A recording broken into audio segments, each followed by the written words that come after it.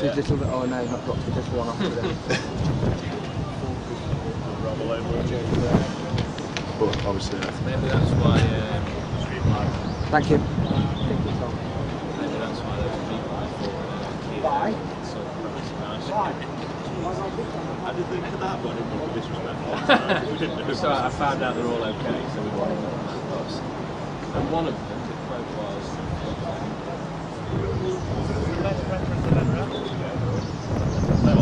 I'm afraid that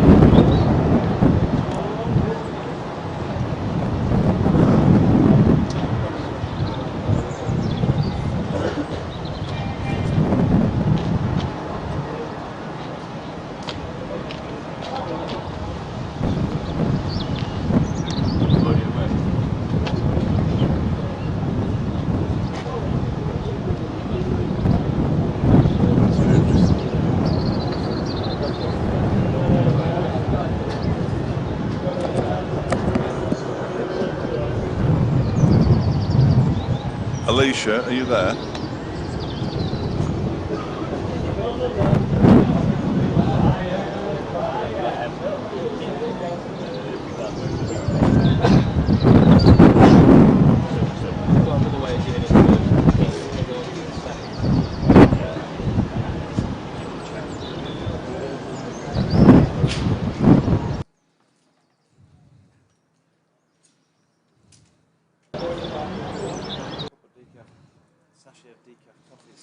Sorry, mate.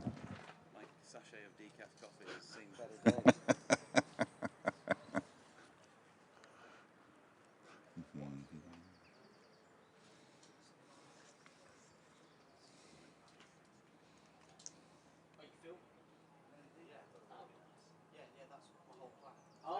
still doing it to make sure we get it. Yeah.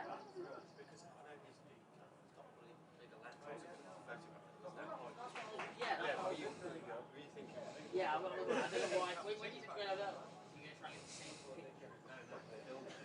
No, I like that. Yeah, good idea. Three-legged version. No, that's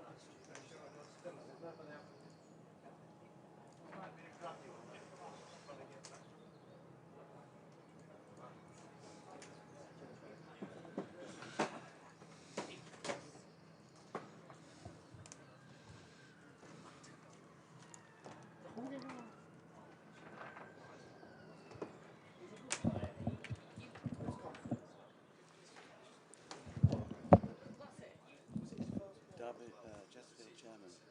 Yeah. Who? Malander. What's his first name? Not sure. Stephen?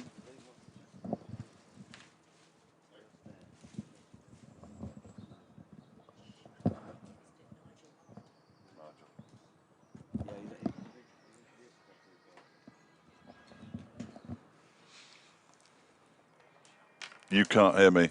Excellent. What I'm going to do then is I'm going to dial down and dial back in. Are you ready? Oh, blimey, you can hear me. And I can hear you. So that means this works. I'm not going...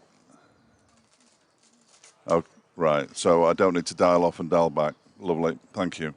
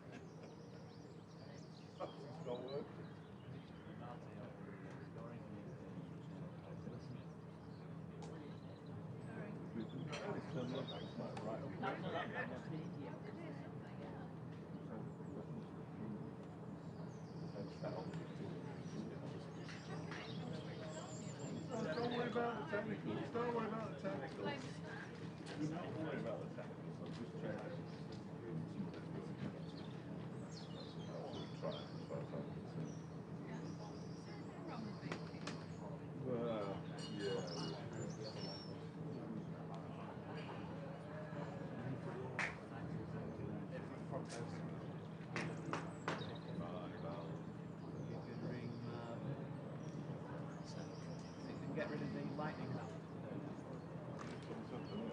And you'll load up all three angles. All three cameras. Miles. When you upload that, you can try.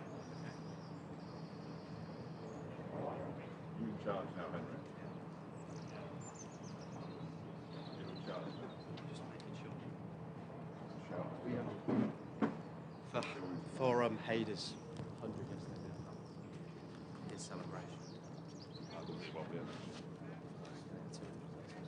Can you hear us? You can't hear the music from the station though. That's what you should be hearing at the moment if you can hear it. That's what will be on.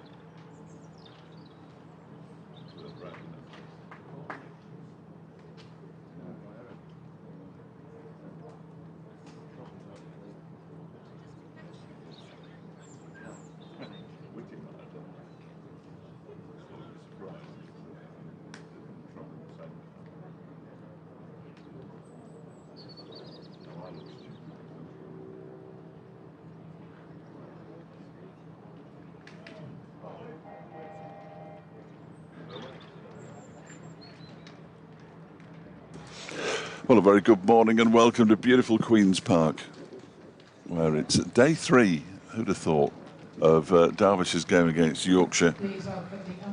Derbyshire will resume their second innings on, what, 248 for 4 with a lead of 6. I've already made Dodgy laugh. What have I said? Oh, it's just the fact that you turned yourself on. And I've turned you on? Well, I don't want you interrupting my intro. I thought it was one of my better ones. Oh, dear. well, we started already. That's your starter for 10. Scorer Kate alongside us to Morning, our Nigel. left. Good morning, everyone. There we go. Just to prove that we're all present and correct. 2 batsmen, Liz deploy and Haider Ali marching out to the middle. And as usual, we're starting early. We started early, certainly on day 1. We were a couple of minutes early. We're going to be early today. It's not even 10:58 yet. Umpire's keen to get on with it. They've got somewhere to go this afternoon, clearly. Well, no, I think the honest truth to the matter, David, is that you and Griff turn up so early. They're sick of the sight of you, so they just want to get on there and try and bring the day to an end a little bit more swiftly. We're usually here last as well, though. That's the problem. Yeah, I was in the ground quite early today, I have to admit, about 7:15. Griff was already here. I was convinced I was going to beat him this morning, but... Did you get in an insomnia issue? No, just wake up. There's no point in sitting around waiting to leave the house, is there? You might as well just leave the house. My diet means I don't need a lot of sleep. Lears deploys on 96, so you can relax for a bit. The lead, by the way, is it 2 or 6? It's still 6. Okay, good. I'm glad, because I reported it as 6, but somebody else, I saw it in other quarters as 2. Not in my quarters, you didn't. Definitely not in my quarters. No. Nowhere near either of your quarters. Looks like Matthew Fisher. He's going to bowl the first over of the day. I've lost I've lost the sheet on which I'd written all the names down. He's in and bowls to Liz Deploy, who fiddles this into the offside. And there's no run to begin with. And quite right too. That's how we like it. Yeah, I think I've lost my sheet with all the names on. Oh, I'll just have to guess. Oh no, there it is. We're all right. I need Liz Deploy to get to his century within the next 40 seconds. Or not at all. Come on, Liz. Preferably, he'll get there. He's on 96 off 167 balls. Haider's 129 off 156. And Fisher from the Lake End bowls to Deploy, who goes back into his crease and pushes this one up to Don Bess at mid-on. And there's no run. Ben Code warming up, unsurprisingly, the 2 best of the Yorkshire bowlers. And most successful. Leas, not a walker, by the way, because apparently I admitted out there on the pitch straight after he'd nicked one that wasn't given yesterday that he nicked it. Oh, excellent. But the umpire didn't say, well, off you go then. Which he doesn't have to, does he? The umpire didn't think he'd nicked it, even though Leas says he did. Listen, mate, I'm the umpire and I know whether you nicked it or not. Next delivery is just fiddled into the gully region where Finlay Bean fields. It's funny, There's a lot of fiddling. It's gratuitous fiddling already in the first 3 deliveries of the day. Isn't it funny David? what cricketers say, though? Because yesterday when we spoke to Mark Watt, after he'd quite correctly pulled me up for criticising him on day 1, writing him off, he suggested I'd written him off as a cricketer, which was, I'm not entirely sure I did that, but he was absolutely right to pull me up on it. But he said, yeah, he loved bowling to David Mullane, he loved the byplay, which we won't go into here. He said, but I did have him out on 20. In comes this next delivery from Fisher, pushed up to mid-on. These things happen, don't they? Fielded by Don Bess.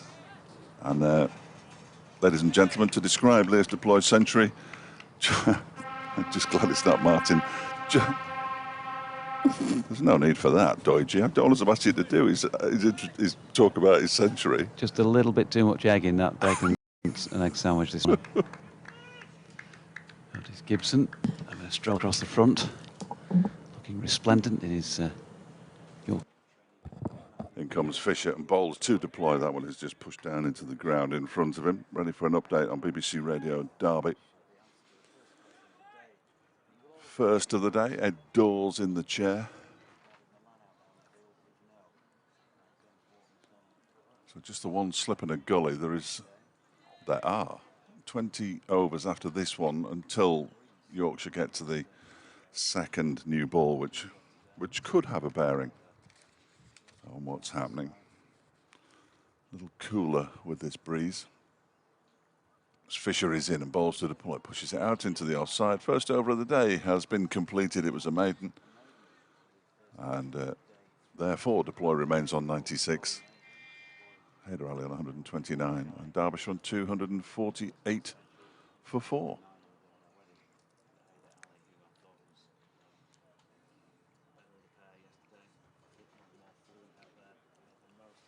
It will be Ben Code to bowl the first over of the day from the pavilion end, unsurprisingly. Code and Fisher picked up the 4 wickets to fall yesterday between them, 2 apiece. Code got rid of Kame and Madsen. Fisher dismissed Rees and Lamb.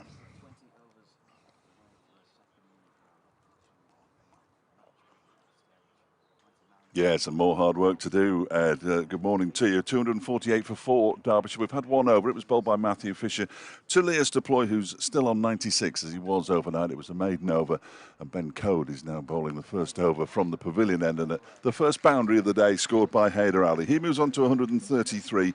Derbyshire 252 for 4, leading by 10.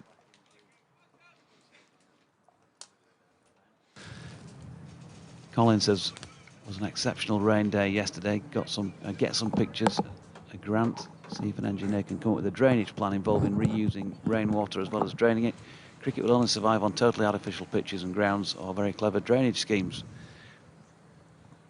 Interesting as Code comes in down the slope to Hayder Ali, who shoulders arms to this one. Temperature was, as I got in the car this morning, 20, and as we know, 20's plenty. 20's plenty. Set to rise to about 25, 26 today. I've had more than that. 25, 26 today, apparently. It certainly feels warm out there. Just done a couple of laps. Friends who are meteorologists. Here comes Code over the wicket. Past Watts, good delivery. That has the beating of Hayder Ali, who was very much playing at that. And then does that thing with the hand to Leas Deploy to say what it did, even though Leas was at the other end and could see perfectly well what it did. I think they just enjoy doing it, don't they? Yeah. You now see batsmen doing it in village cricket. Yeah. Yeah, and you're thinking, no, stop doing that. Don't do that, because the bloke at the other end can't bat any better than you. You've just put the fear of God into him. That one moved. No. Code coming in again. And that one doesn't bounce quite as much as I think we all thought, but Hayder Ali solidly behind it. He's got mid-on, mid-off. James Wharton in a catching position at a short extra cover. Point is back on the boundary. Matthew Revis. Gully, slip, long leg, deep backward square. Jordan Thompson then also in a catching position, really, about 4 strips away from where they're playing as a straight mid-wicket. And Shan Masood at mid-on. As Code comes in again, and once more it doesn't feel like there's a lot of bounce about this, as it's driven firmly to James Wharton. No run. 60 over old ball. The new ball will be key, you would have thought, if they can't prize one of these two out early.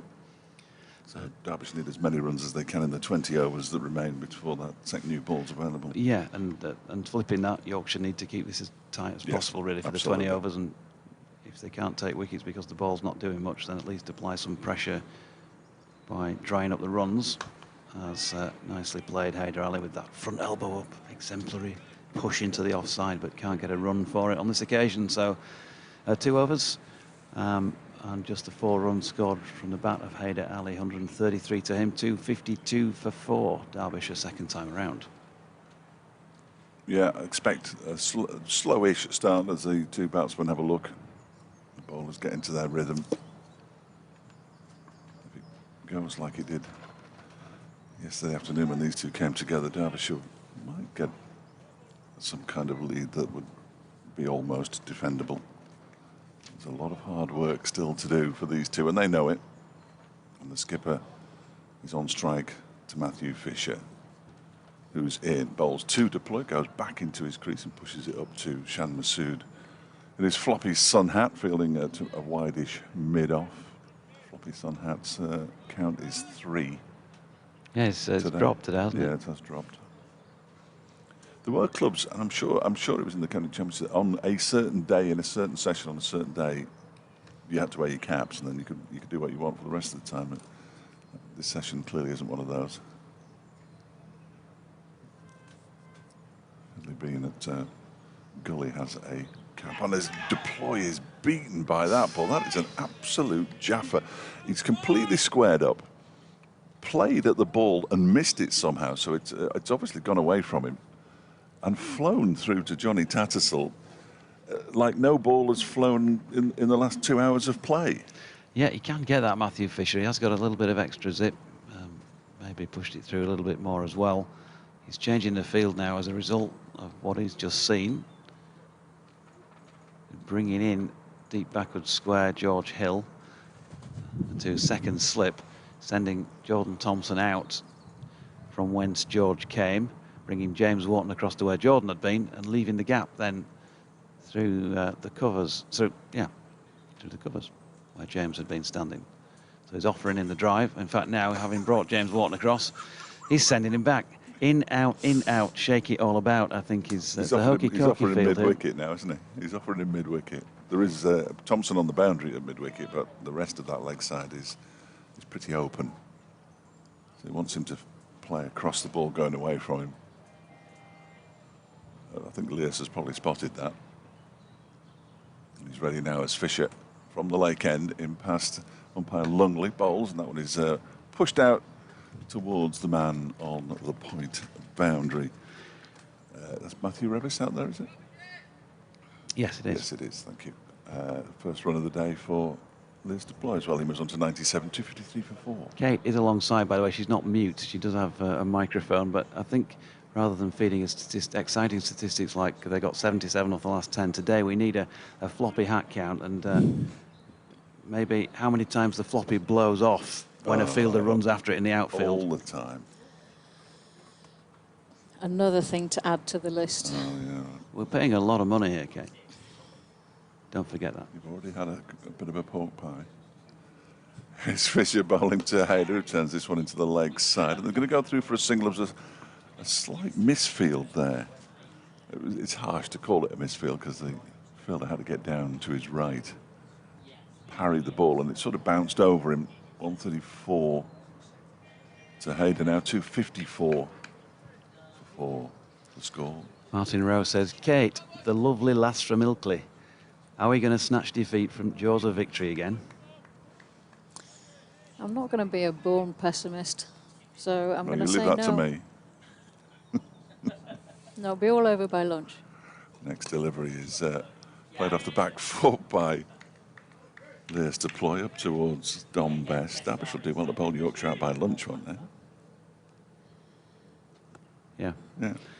Were you an Ilkley grammar school lass, I Kate? was, yeah. Fond memories. Down there at foot at Cow and Cow, foot at Moor.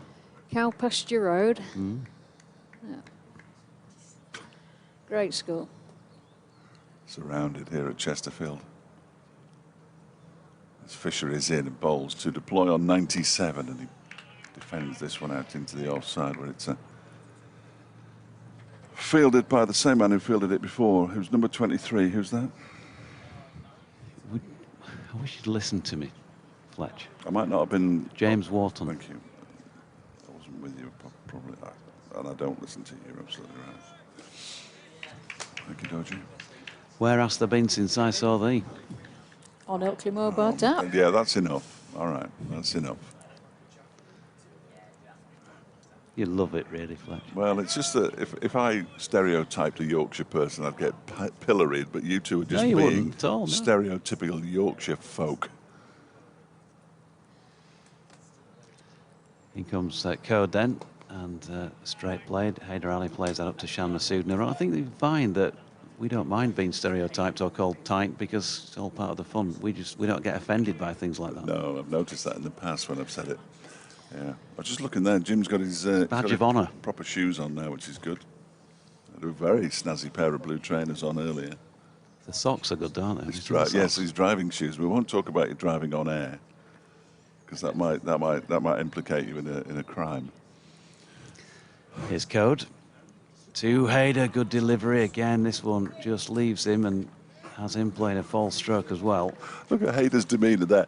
He can barely believe it's like somebody's had the audacity to be at the edge of the bat. He turned around to look at the keeper and then turned his head back round and stared at the bowler in almost astonishment. How dare you? Yeah, how dare you beat the edge of my bat? I'm on 134 now, you know. Is that how he says, how dare you? I'd be absolutely staggered if he actually said, how dare you? The fact they beat the bat in the previous over from Code as well. That's an early start. She's got an early one in there, Fletch. Here's Code again, and Hayder this time across the crease. I didn't see the Code beating of the bat. I saw the Fisher one. Oh, may have been Fisher. Yeah. God, Come on, good start to the day. It's not even a good start, really. No, it's that Ilkley Grammar School education. David Collicutt, good morning to you. Listening in very early from Los Angeles. Hope it stays dry and Yorkshire can close out a victory. What is it, about 4:15? Way to go. 4:15 in the morning? 7 hours, I think, but they're behind. You know what that's about by the sound of things you usually hear by then. Code in again, and that's pushed into the offside by Hayder Ali. Nicely done. James Wharton with a little gallop to his left, and therefore they get through for one. Hayder onto 135, and it's 255 for 4. You can get in touch on at Jonathan Doidge or at Fletch Sport or BBC West Yorkshire Sport at gmail.com or FletchWicket@gmail.com. That's I am consistent. No, but in it's not stuck in your head, has it? No, I'm not surprised. No. What I'm going to say is I'm consistent in that wherever I go, home or away, I can never remember the other station's email address. The Twitter handle's never usually a problem. I can't do. I've just given up bothering to try now. I don't throw to you or whoever it may be. Let's deploy on 97. We are cricket.com. Strike. No, Code bowls. It's me. Bowls to deploy. Who tries an ugly-looking pull into the leg side, but the ball kept a bit low on him. I think you should leave it to me. No, I don't. An external commentary on. An external commentary. That's about the last thing that people on local radio want to hear. An archive. Well, it won't be on your archive, will it? No, we don't have an archive. Here is Code again. He's coming round the wicket to deploy, who pushes that into the offside. Very wary of using the word fiddle, but that's what he did. And the over comes to an end. 255 for 4, 97 to deploy, 135 for Hayder. And Georgie's got to go and move his car. The lead is 13. Renault, I can't afford a Renault. It's a Renault Clio. Oh, was it? They're expensive. Well, you know the daily rate. So, yes. Daily rate for a Renault Clio? No, the daily rate for a BBC. Well, yeah, when you arrived on your push bike this morning, I thought he's living up to his full potential here. I couldn't really afford my car, but you need a car. Am I doing this over as well? Well, it was your end, so you carry on. No, but yeah. He's very protective of ends, aren't you? Fisher's first delivery of a new over from the lake end is turned into the leg side by Hayder. And F7, there is no run. 255 for 4. There has been a cooling breeze, but that seems to have disappeared now, although the trees are ruffling.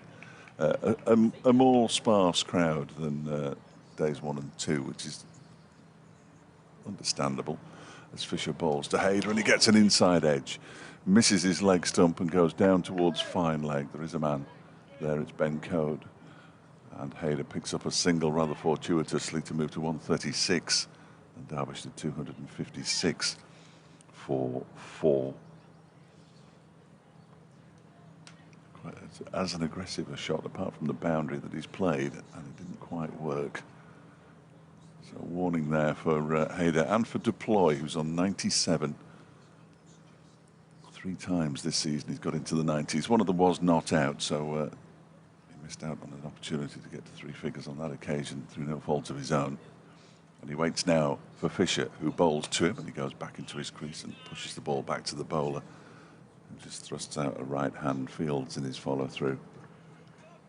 And there's no run.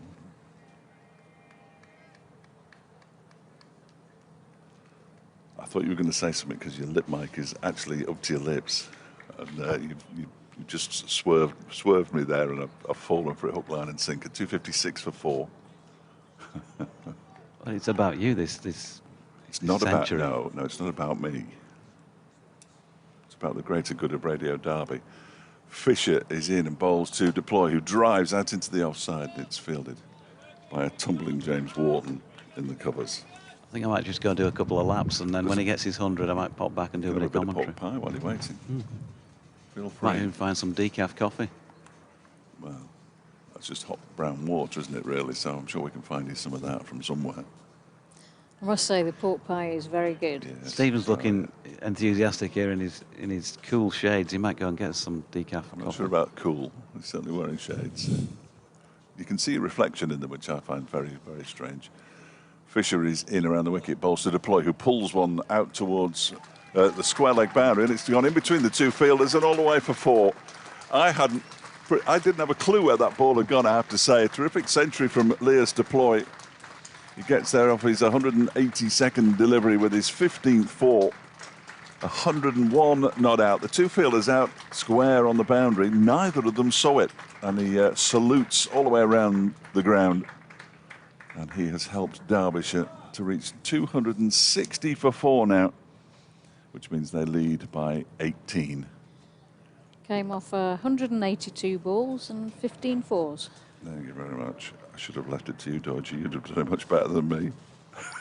I know. That was terrible. I genuinely couldn't see where the ball had gone. Could you? Nor could the two fielders. No, well, that's it. I looked at Thompson, and Thompson sort of stood there shrugging his shoulders effectively at mid-wicket. And I thought, well, that ball will go straight to him, but he's pulled it backward of square and down towards the outdoor net. And that ball has now been retrieved by somebody in khaki shorts from the carry-on film up the Khyber, I think. The men in skirts. Well done to Leas Deploy. They were great. Well, the carry-on films were great, full stop. But It's a Sydney Rough Diamond. indeed, amongst the, we should only say out the names that we really feel are appropriate. It's his 16th first-class century to go along with 32 half-centuries. Private Whittle. That's okay. I think we might be struggling after that. Sydney Smallbone was my favourite.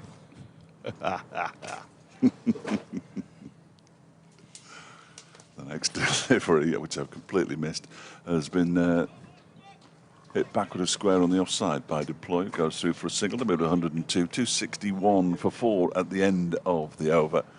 136 to Haider Ali, 102 to Leas Deploy. Jonathan's crying next to me for some reason. Have you had some bad news? He's fine.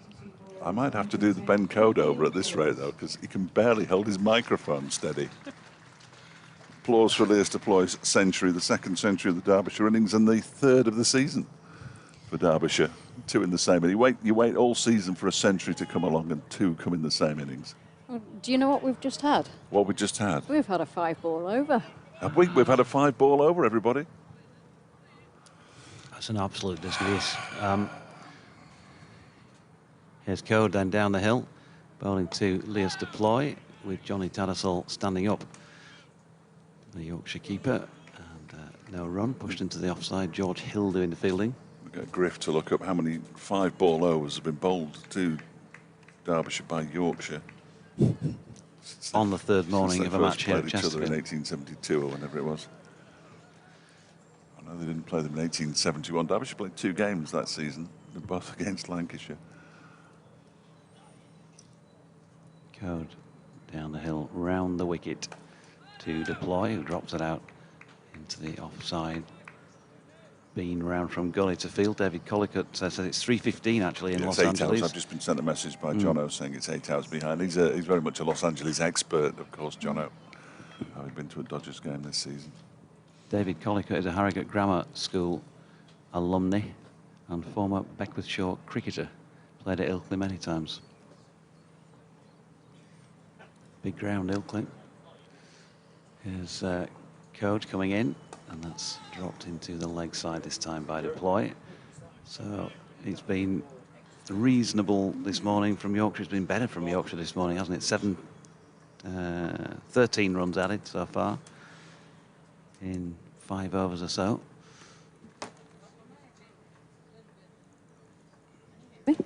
I may have been a little bit quick there with the five.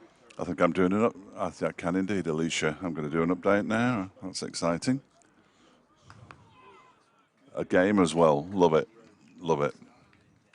Well, when I say love it, tolerate it. But so again, the caveat, the apologies to everybody who's listening on the web stream. You'll hear my answers and not necessarily hear the questions that are being. Oh, it's Martin Williams as well, just to fool me.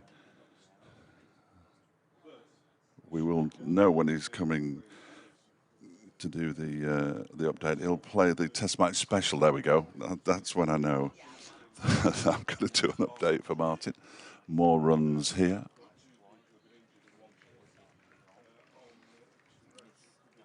Yeah, well, we've had about, 25 minutes or so, and so far so good for Derbyshire. They haven't lost a wicket this morning. 262 for 4. It means they lead by 20 now. They started the day 6 runs in front. Still a lot of work to do, but Lewis Deploy, the skipper, has gone to his century. He was 96 not out overnight. He's now 103, 182 balls, 15 fours, his 16th first-class century. Hayder Al at the other end is 136 not out and batting beautifully, although I hate saying that because the next delivery almost certainly accounts for the batsman. It didn't on that occasion. He's pushed it into the offside. So, yeah, 262 for 4, leading by 20. Yes.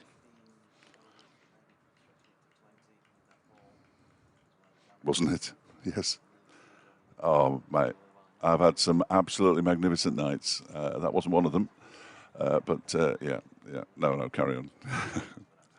No, it wasn't. No. Good. Yeah.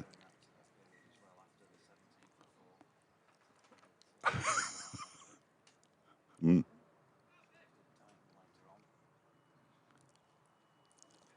Huh.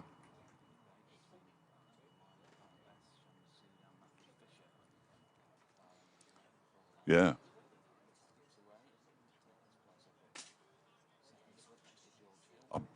I've been trying my best. I have been trying my best over the last 2 days. Right.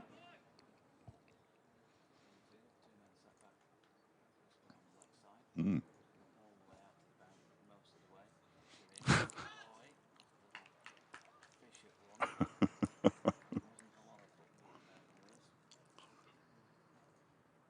Oh, lovely.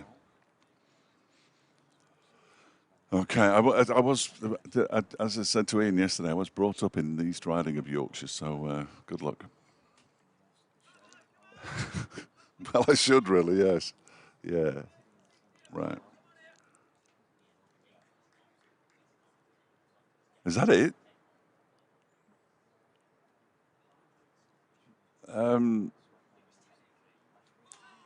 No, I've no idea. It sounds like, well, it's now, isn't it? Now, get away from here? Oh. Yeah.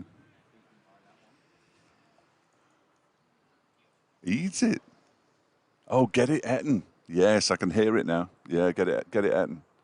Yeah, yeah. There was a restaurant in Sawbury Bridge, which is near Halifax, called Summit to 8, and that's brilliant, isn't it?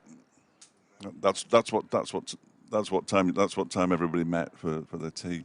Go on, yes.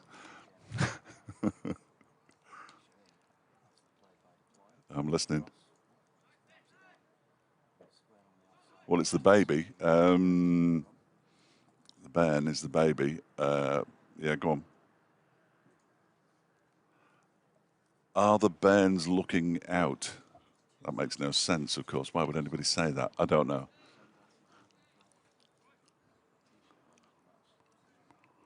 Thank you. Oh, Lurkin. Oh, Of course. Somebody asked me that. We moved to East Yorkshire when I was quite young, about 9 years of age, and we went out for the first playground, into the playground for the first break time or whatever they were called, playtime presumably. And somebody said, "Are you laking?" And I had absolutely no idea what they were talking about. No idea at all. They were all playing football. And I'm thinking, well, I'd like to play football, but I don't know what you've asked me to do. Now I know. Yes. Lovely. Yes. What? Well, go on then.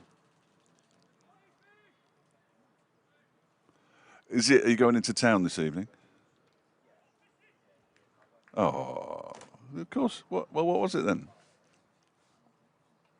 Well, that's the same. Yeah. Are you up to out? Yes. Are you going to town? It's the same kind of thing, isn't it? Well, the gist of it was there, Martin. Come on.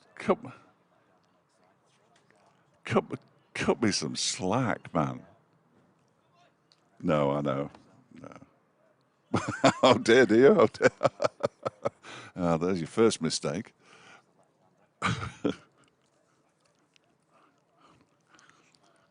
Lovely. Thank you. Cheers. Again then, umpire Tom Longley at the lake end. That's nicely played by Leas Deploy. Straight delivery, punched out to mid-wicket where Jordan Thompson fields. Don't miss out. Not a lot. 250 partnership. Mm-hmm. And the 250 partnership came up in. Oh, pressure. The sunshine. How many 5-ball overs did it take to get? I think it's 353 balls.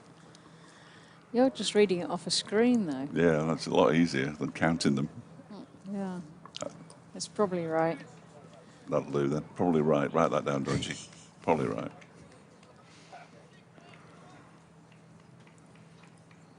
That was a 6-ball over there, wasn't it?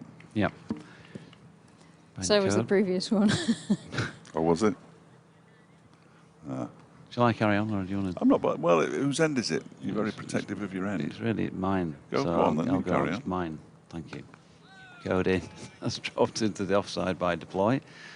Fielded by George Hill. No run.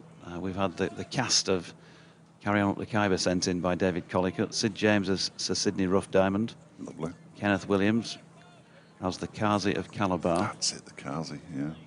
Charles Hawtrey as Private James Whittle. Roy Castle as Captain Keane. Good Yorkshireman Roy, of course. Dedication's what you need. If you want to be the best, certainly. Around the wicket and Deploy solidly behind it. No run. Joan Sims as Lady Joan Rough Diamond. Are you going to be able to read all of these out? Without corpsing like you have already once this morning? And maybe not Bernard Breslau's Bunged it in, wasn't character. it? Bunged it in, yeah. Bunged it in, yeah. Peter Butterworth, Brother Belcher. Terry Scott as Sergeant Major McNutt. Here's code again. That's dropped into the offside by Deploy. There's no run. Angela Douglas as Princess Jelly. Princess Jelly, where have we got that? Cardew Robinson as the Fakir. Yes, indeed. We'll just move over. Maybe we could move on to Captain Pugwash. No.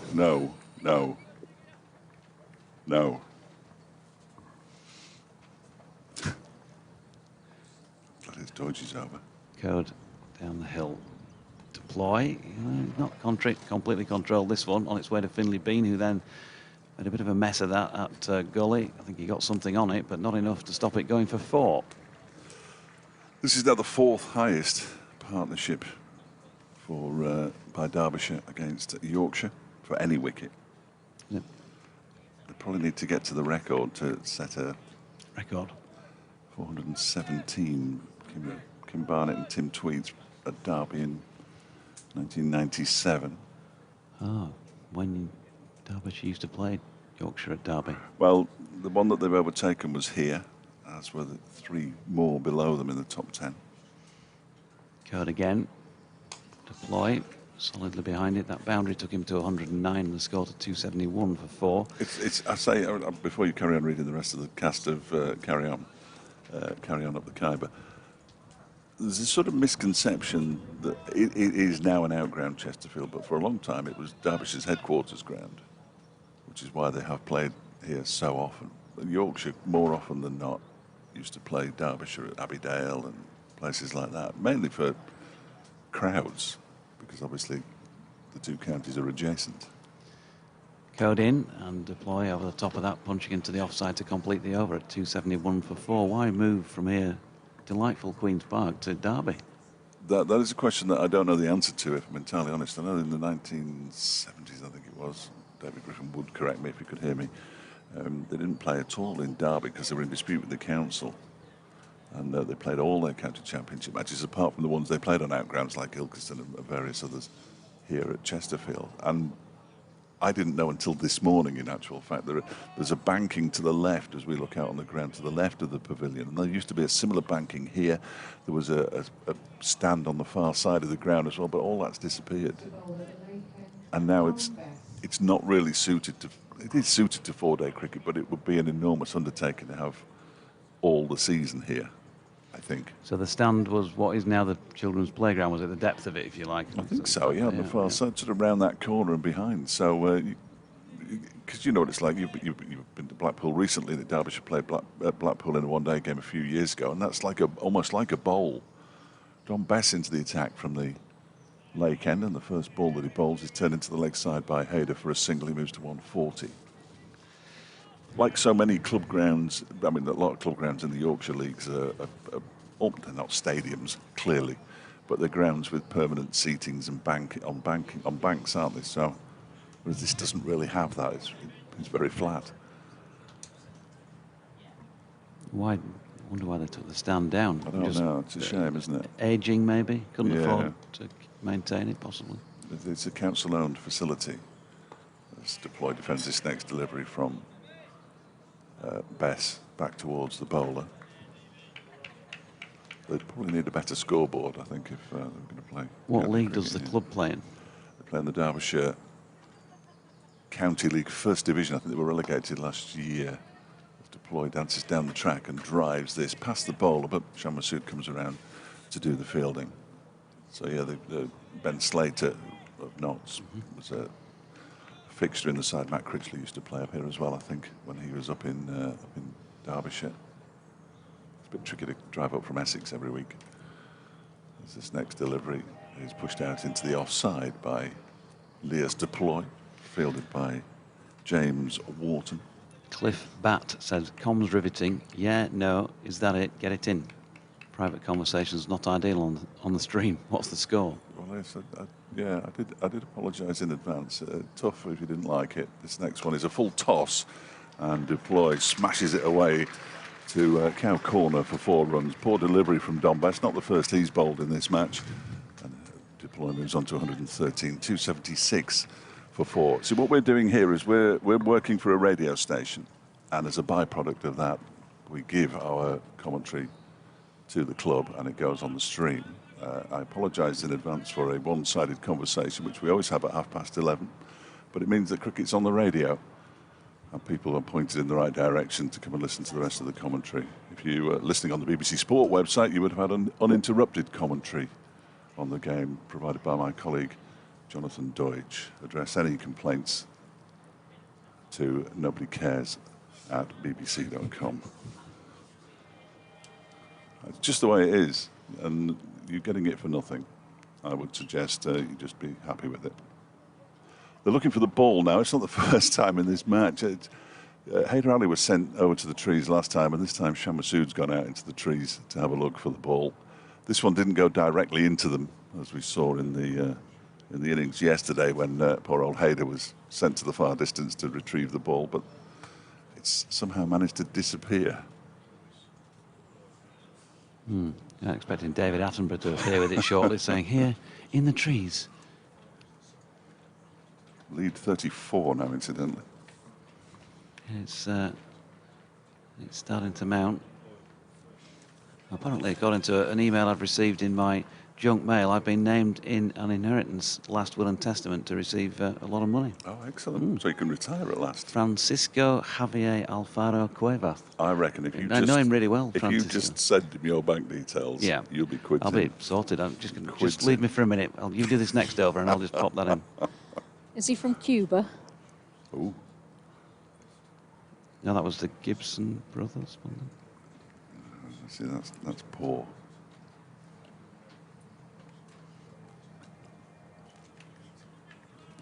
So we might get some cricket in a minute. Well, if we do, I think we need to see, from Yorkshire's point of view, Don Best-Bowl get into a rhythm, shall we say? Yes, Get yes. into a rhythm. He's going to bowl around the wicket to deploy, and again he sort of turns into a half volley by using his feet down the track and pushes it up towards a wide long off, and they go through for another single. 277 for 4 now, deploy up to 114, and it's the end of the over. Difficult to keep track of overs when there's a 5-minute break in the middle of them while they look for the ball. 140, and when you're not concentrating, 140 to Haider Ali, 277 for 4. George Hill coming on from the pavilion end. Yorkshire have obviously had a blast with the two men who've been taking most of the wickets in this match for them, but they want to keep them back now, clearly, for when the second new ball is due in about 12 overs' time. So what now needs to happen, has needed to happen since the gun and needs to continue to happen, is that the supporting bowlers need, well, first and foremost, to try and break this partnership, but if that's not possible, then to keep things very tight out there, not to let Derbyshire get away before they've got that opportunity with another new ball. Here is Hill bowling to deploy, who punches back up the pitch, and there's no run, and obviously taking a wicket preferably in these next 12 overs, but you wouldn't want to stick all your eggs in the one basket, because if that doesn't come off, it'll be a long day.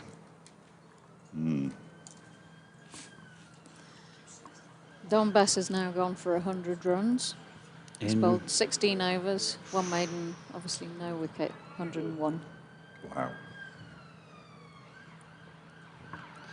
Here's comes Hill again. That's dropped out to point by Deploy, who manages to scamper through for a single. Had a chat with Yorkshire bowling coach Kabir Ali down the bottom of the pitch when he was waiting in the field while James Wharton was having a net. And he said he wasn't sure how much the ball would actually turn for any of the spinners for either side. Still only on the morning of day 3, of course. We probably won't get to find out what a day 4 pitch at Chesterfield's like. Well, you never know. 278 for 4. Haider Ali back on strike and flicking this Hill delivery roundabout leg stump on its way down to Fisher at long leg. They'll pick up one more. Good morning to you, Howard Ray. Yorkshire still in an excellent position, but I'm certain this partnership was not part of the general plan. Have Yorkshire been informed of a pork pie delivery Tuesday lunch? So keep the game going a bit, in which case I think this is long enough. See you at Scarborough for both weeks, no doubt near the bar, for your question of sport. Cheers. Oh, question of sport. Is there? When's that? Question of sport at Scarborough. I didn't mention that, did I? As Hill is in round the wicket and Deploy pushes that one to Jordan Thompson at straight mid-wicket, no run. Could you give me some details of Tuesday that? the 5th of September. 5th of September, okay. Tuesday the 5th. Make a note in the diaries. £7.50 for a ticket. Very reasonable. Let's fill the marquee. David Fletcher, award-winning commentator of BBC Radio Derby, and David Griffin, photography, plus 2 others representing Derbyshire, and 4 people, none of whom can yet be named to represent Yorkshire, but hopefully somebody from within the club or the staff, something like that. A couple of people perhaps as a draw card, or maybe not, as the case may be, as Hill's latest delivery is chopped into the leg side really, again keeping low and Deploy. Well, if he's done anything well in this innings, it's particularly watched the ball well, because he's had a few that have shot on him like that.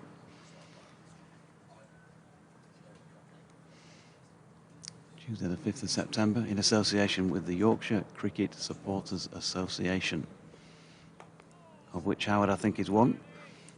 Hill is in, and that's again angled out down towards Gully, where Finlay Bean did the fielding to complete that 69th over. 279 for 4, 141 to Haider Ali, and 115 to Lias Deploy. The returned this morning on 248 for 5. So I reckon they've added 31 Sounds right to me. in 10 overs.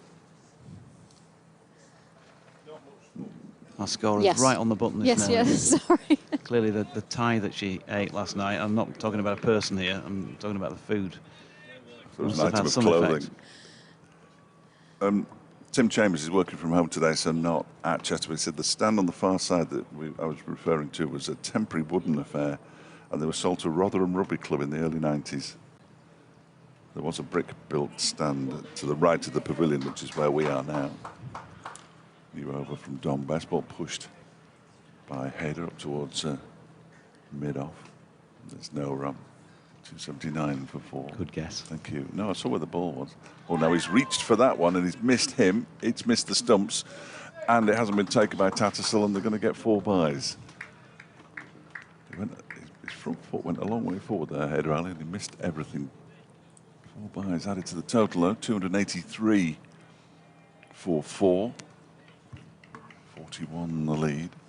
In a clear attempt to get a wicket with the next ball, Mighty Mariner says these two are going to bat all day. Lovely, lovely stuff. Well tried. Dodgy was trying it all afternoon yesterday. Best bowls. That hasn't worked. It's pushed out into the offside. And there's no run. Tony Berthon says, hope they keep Bess on. At least the new ball will come sooner. Well, there is that. There is that. It's not far away now. Next delivery from Bess is defended by Hayder up towards mid-on this time. And there's no run.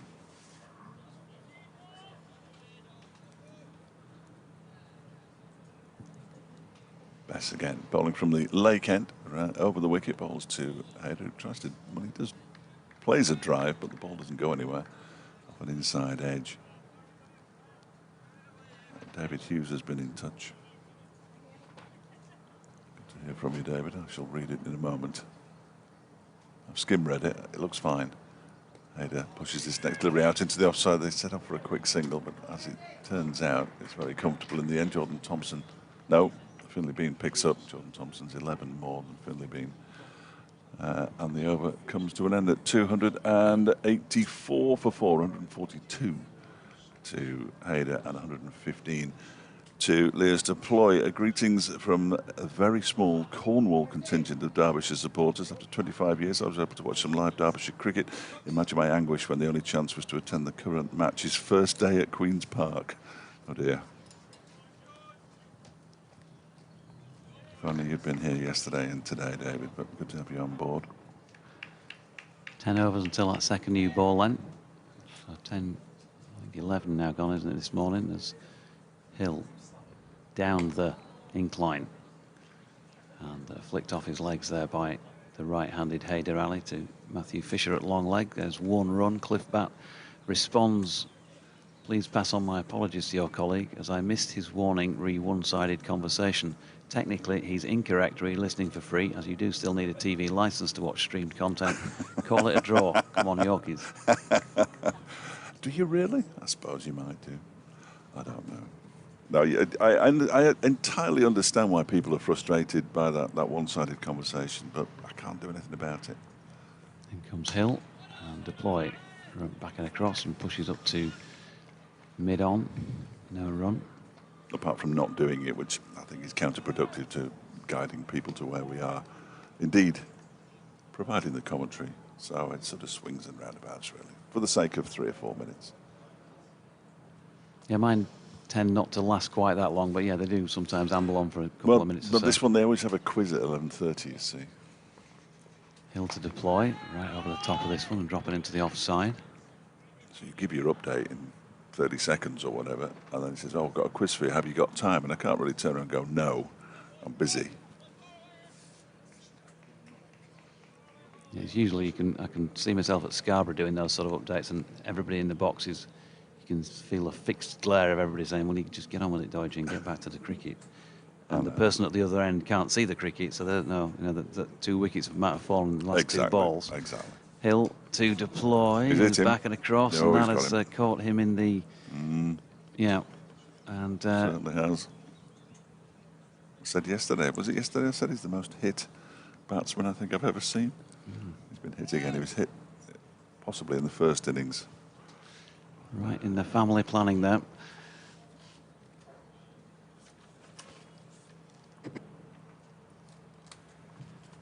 Hill turns. Indeed. And then he comes to bowl to deploy again, who pushes into the offside. And once more, there's no run. And repeat, really. But that's what Yorkshire want, isn't it? That's what Yorkshire need. Yeah, they'll be, without having taken a wicket, they'll be reasonably happy with this morning by comparison to what we saw for quite a fair chunk of yesterday afternoon in particular. But they ain't made the breakthrough yet. Can George Hill do it with this delivery? Not quite, but he makes Leah's deploy play, and that has been the key throughout, really. There's not been a whole stack of leaves. The batters have had to concentrate and use the wood. End of the over then, 71 complete, 285 for 4, with deploy on 115 and Ali on 143. Both mornings that we've had so far, wickets have fallen. Might have taken Derbyshire to about this time yesterday before David Milan was brilliantly caught by Saranga Lakmal from memory. I know both of you keep times as best begins a new over. Oh, just later than this then. That one's turned up to mid-wicket where it's fielded by Wharton. Obviously on day one it was absolute carnage out there. Then comes Bess again, bowls to Hayder, who just turns it once again to Wharton at mid-wicket. It was dominoes, wasn't it, on day one? Very much dominoes. They were 26 for 6, I think, at one point, weren't they? If memory 24. serves. 24 for 6, I beg your pardon. That one is pushed out into the offside by Hayder, no run. In fact, had there been a montage of those wickets on day one, probably Donald Bird's Falling Like Dominoes might have been the jazz tune that was played under the... Best bowls cut away by Hayder for a single out towards the boundary where George Hill is filling you up. What are you Welcome to talking Jazz about? Club. Nice. Smooth. 286 for 4. I did like Jazz Club. I did, but I preferred the stuntman. It was fantastic. The deaf stuntman, yeah. You want me to drive off the edge of this pier? Right. Next delivery from Best. Deploy uses his feet and pushes it into the onside. There's no run. The director talking to the producer or whatever off camera, and what was he called now? Was it the deaf stuntman? I can't remember. I've seen one recently, I have to say. Around the wicket comes Best, bowls to deploy, uses his feet and just pushes it really up to long off for another single. 287 for 4 at the end of the over. 116 to deploy, 144 to Hayder.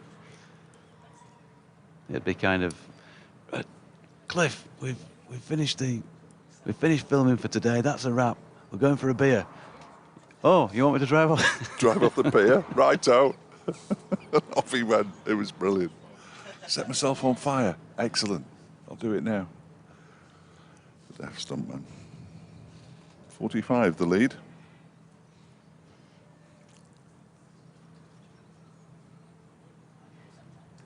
Nothing better than the genuinely wasn't anything better than the fast show in those days, and it still stands. Yeah, great series. Here's Hill to deploy, who pushes into the offside for Masood to field at mid-off, no run. I have a number of videos, and they are videos, sadly, of the Carry On TV series that was on ITV back in the 70s, and that doesn't quite hit the mark. Good as historical artifacts, if you like, but not necessarily as something that you would think, oh, I must go home and watch that.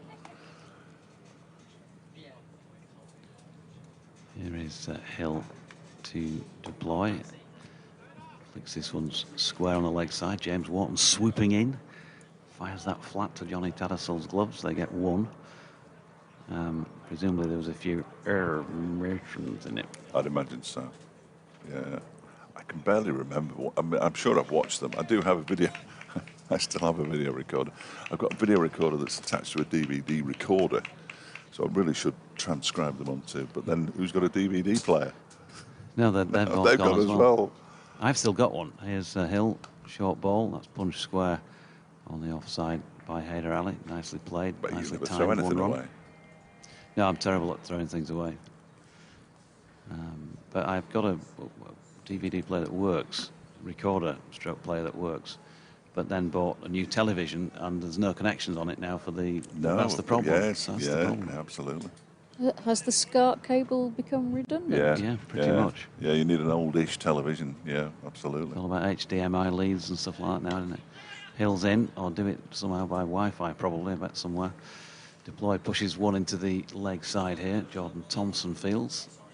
I think if we asked the guys on the stream, they'd probably be able to get us a converter. I've noticed upstairs when I was poking the ISDN line lead in that they've got a number of converters up there that do things. I like a good converter, don't you? Yeah. Sort of reawakens all your old technology, isn't it? It's marvellous. Absolutely. I remember that video, crackling on it, from when I first recorded it in 1983. Here's Hill. That's flicked to leg by Hayder Ali. Was that Gordon a Thompson cookery fielded. program with the crackling on? Probably, yeah. Oh, well done there. Very good. Delia Fletcher alongside. Only on a Thursday.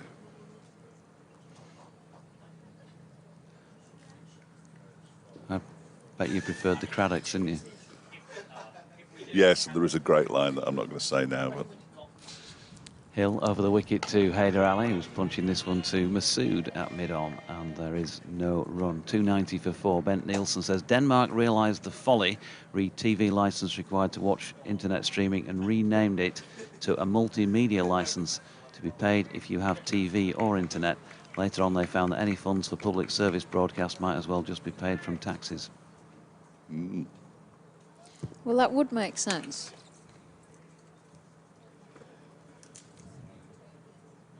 thank you, Kate. I've got nothing more to add.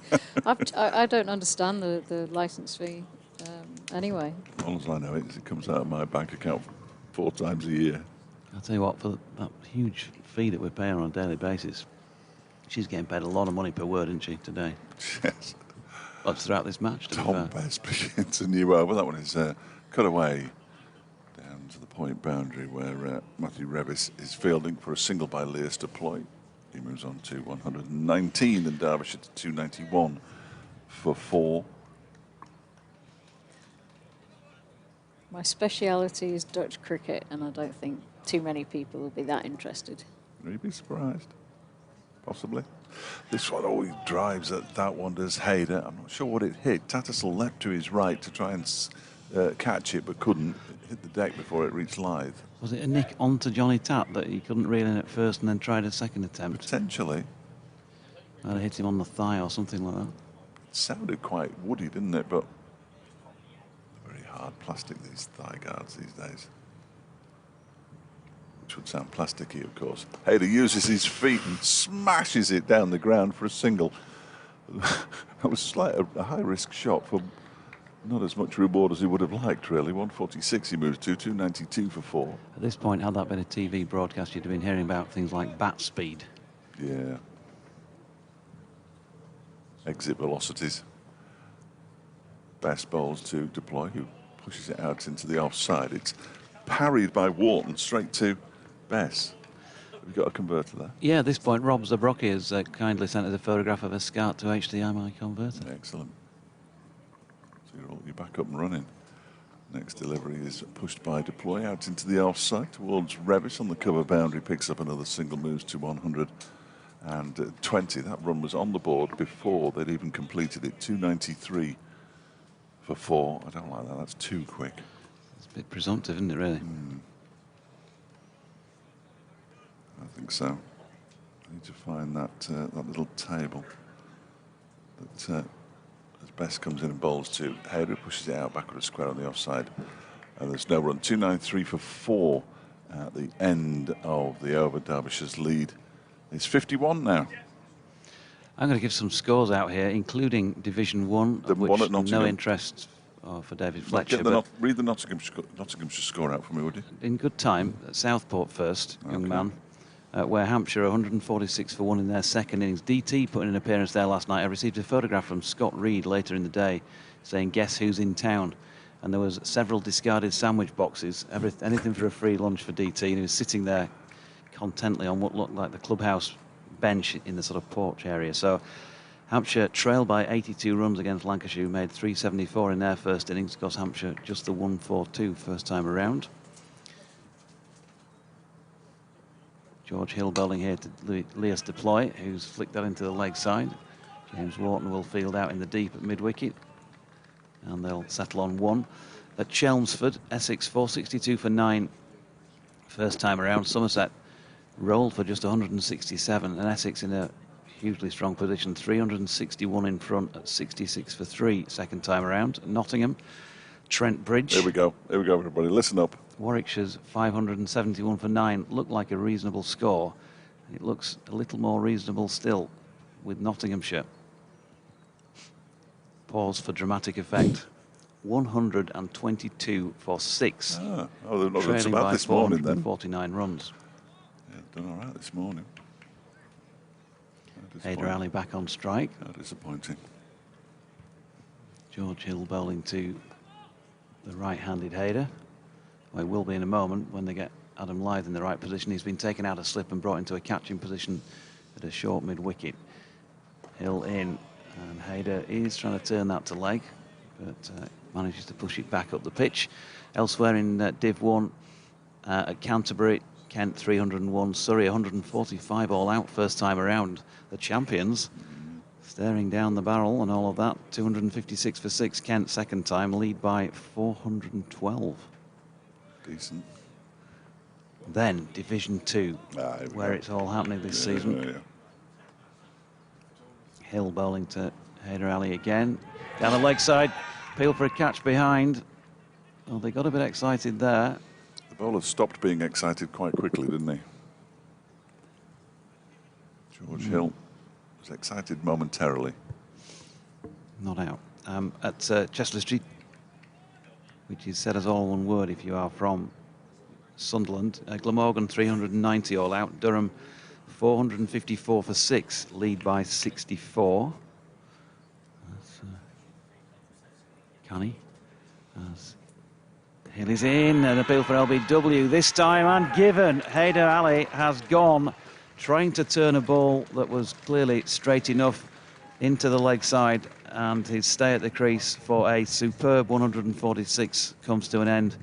And Derbyshire 294 for 4 here. They for 5, I should say. They lead by 52 runs, so effectively 52 for 5 after 74, and that is just what Yorkshire wanted this morning before the second new ball. The end of what was a superb partnership, of which Kate, I'm sure, is about to give us some further detail. 146 runs off 193 balls, 21 fours and 2 sixes. Stand of 200. Superb. 277 the stand for the fifth wicket. 277, yes. That's a brilliant partnership. A superb knock. Third highest against Yorkshire for Derbyshire. And George Hill, I mentioned yesterday, I think Jordan Thompson, George Hill are your two sort of partnership breakers for Yorkshire. Well, George has done it this time. It's the first wicket in the match for him. And it's Brooke Guest walking out at number 7. It is. And I'm going to go and do an update. We're going to have to tell everybody in Derbyshire that poor old Hyder has gone. I say poor old, he's got 146 to his name. So the first wicket of the day, and Derbyshire still with some work to do. But Guest coming in at 7, normally bats at 3. So Hyder, who came in at 6, normally bats at 1. It's almost like they didn't quite reverse their batting order, but not far off. I will have to go though, Dodgy. 74.4 overs. 74.4, yeah. And Ready for an update on BBC Radio Derby? Hello.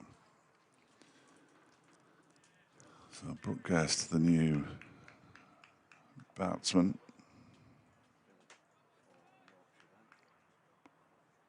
.294 for 5 now.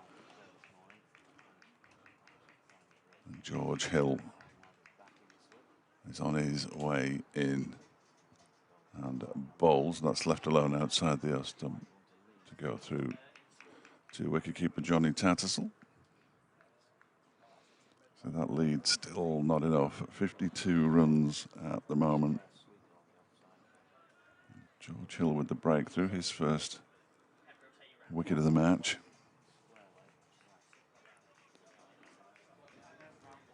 And the new ball, 6 overs or so away. In goes Hill with that wicket in his back pocket. Bowls to Guest, who pushes it up to Sham Massoud at mid-on, and it's the end of the over. 294 for 5, 121. To Leas deploy with Alex Thompson, Mark Watt, Ben Aitchison, and Suranga Lakmal still to come.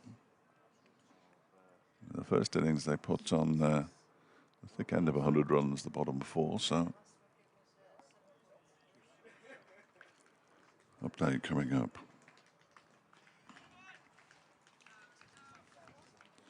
And they've just lost their first wicket of the day. Haider Ali, leg before wicket at George Hill for 146, 21 fours and 2 sixes, and shared in a stand of 277 for the 5th wicket with Leas deployed. Derbyshire 294 for 5. It means they lead by just 52 runs with 5 wickets still remaining. Still out there, Leas deploy, the skipper, he's on 121. The new batsman is Brooke Guest. Derbyshire, he has yet to get off the mark. Derbyshire 294 for 5.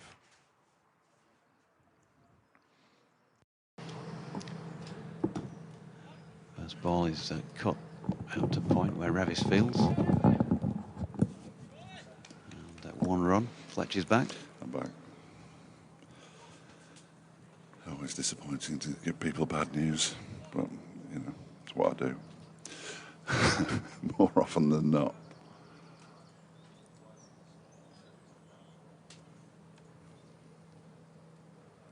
What do they need? At least another 100, 150 to make this a proper match. But with just 5 wickets left now, it's going to be tough. Much rests on these two with Alex Thompson, Mark Watt, Ben Aitchison and Suranga Lakmal, the remaining batsman. And Bess from the Lake End is in to bowl to Guest, who pushes this out into the offside. And there's no run. I was doing a few scores, wasn't I, before that wicket? Yes. Second division, we did Glamorgan, Durham, at Bristol, Gloucester 368 all out, Leicestershire 85 for 2 in reply. Bass bowls and it's left alone by Guest. And at Hove, Sussex 348, Worcester 410, Worcestershire. And at Sussex 51 without loss, second time, 11 runs behind. Derbyshire 53 in front. As Bass bowls to Guest. Pushes it out into the onside, no run. That was it, was it? Excellent. Yep. I didn't realise that you'd done them all. Beautifully done as well. In comes Bass once more. Guest goes back into his crease and pushes it back towards the bowler. Guest probably needs a score. He got a few runs in one game from memory, but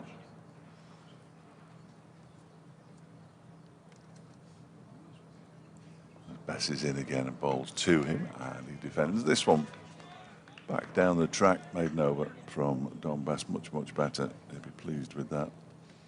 Apart from the single off Apart the from the first single ball. off the first ball, it was a maiden over. That was the one that I didn't do, Casey. So I managed to get him a maiden, but Dodgy conceded a run off the first ball of the over. Thank you. How disappointing on my part. Is this a good time for me to speak? It's always a good time for you to speak, Dodgy. Mike Scott says, lads, as Yorkshire seek out ever more outlandish scenarios to lose matches, I'm reminded of this game in 1904, famous for its extraordinary comeback by Derbyshire, inspired by St Vincent's Charles Olivier. Yeah, Charles Olivier, first black player to play county cricket. There's a plaque at Glossop Cricket Club, blue plaque. Very good piece on the BBC Sport website. Griff's done a piece this season as well. George Hill bowling to Deploy, who pushes into the offside once. Well, thinks about a single, but Brooke Guest. Just before you go on, it's a fascinating story. I would urge anybody to check it out on the BBC Sport website. But he came across to this country with a touring West Indian team, and one of the Hillwoods, who owned the mills in Glossop, the Hillwoods who went on to own Arsenal Football Club, who were interwoven with Derbyshire's history, and they said, well, we'll give you a job, because he had to be a resident for so many years before he could play. Oh, Hill nearly sneaks one through here. Deploy has played one that's gone between bat and body, just to the leg side of the stumps. Ben Coates just removed his cap, put his hands on his hips and shaken his head. He couldn't quite believe how that didn't cannon into the stumps there at mid-on.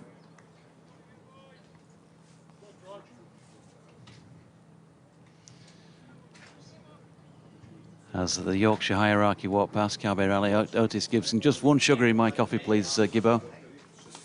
Just one sugar in my coffee, please. No, actually, none today, none.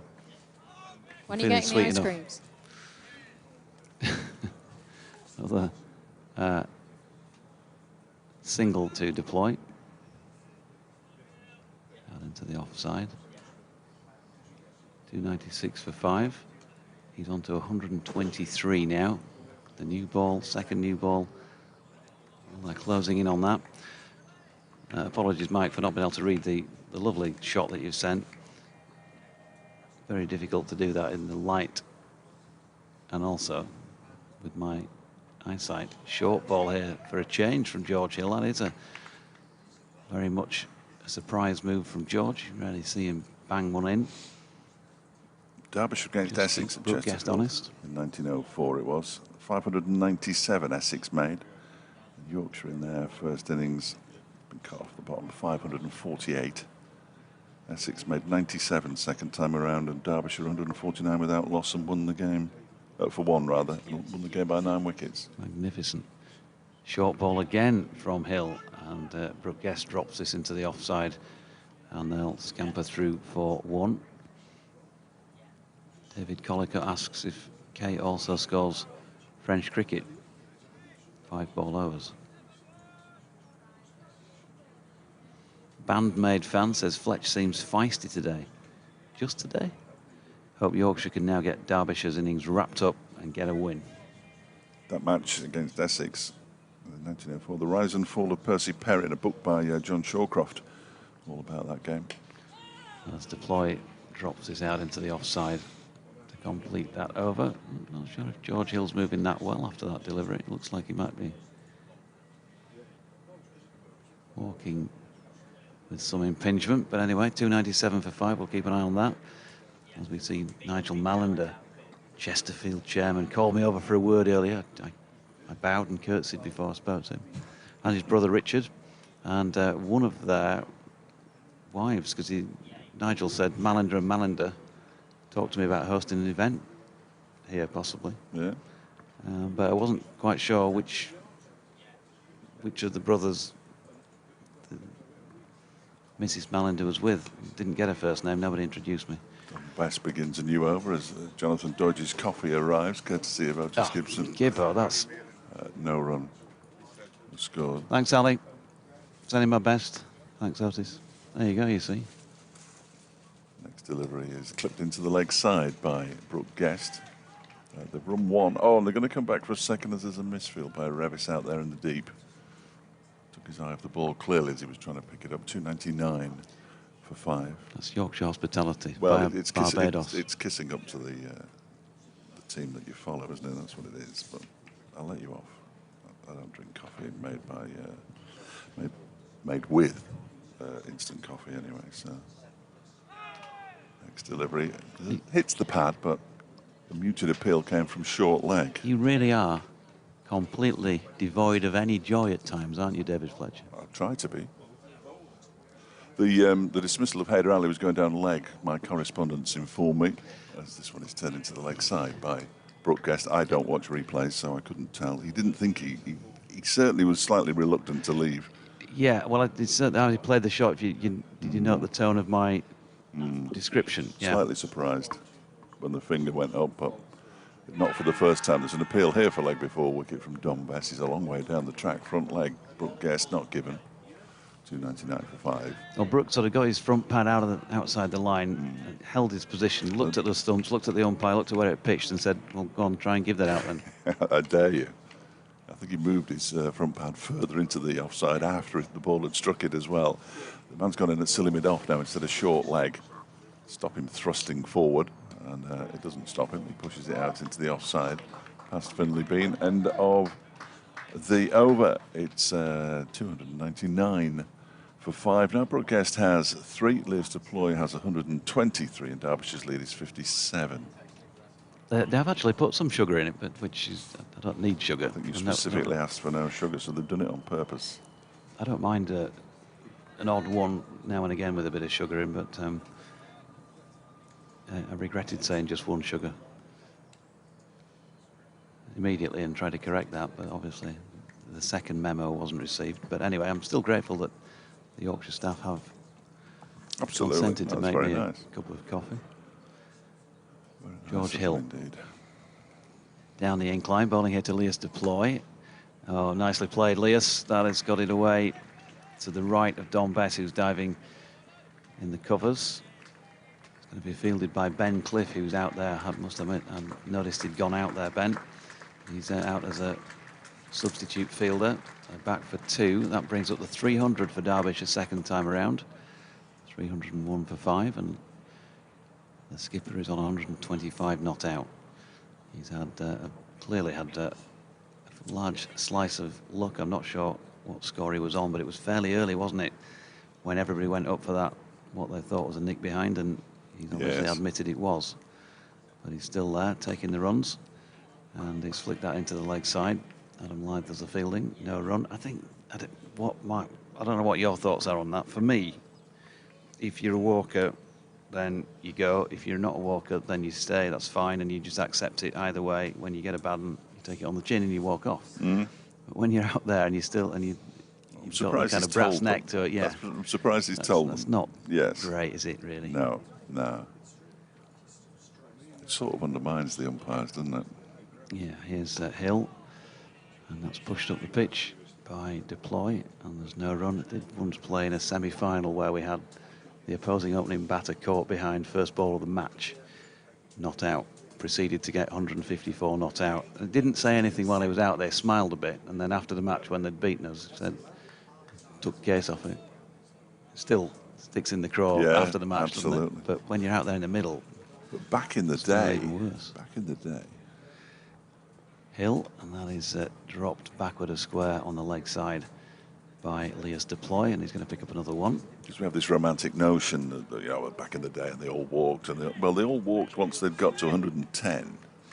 But if they were on 6 and they nicked off and it wasn't given out, they didn't walk then. Is that true? I'm fairly sure that's true. Were you commentating then? Well, no, radio hadn't been invented. But yeah, there's not a lot of stories as well, isn't there, about various great figures in the game. Hill to Guest, pushing to Masood at mid-on, no run. I like how George West? Was he Batman? George West, where did that come from? George Hill has bowled this morning. He's just attacked the stumps, and so the odd loose one, but done well here. He's kept it reasonably dry, and he's taken the wicket, that all-important partnership breaker.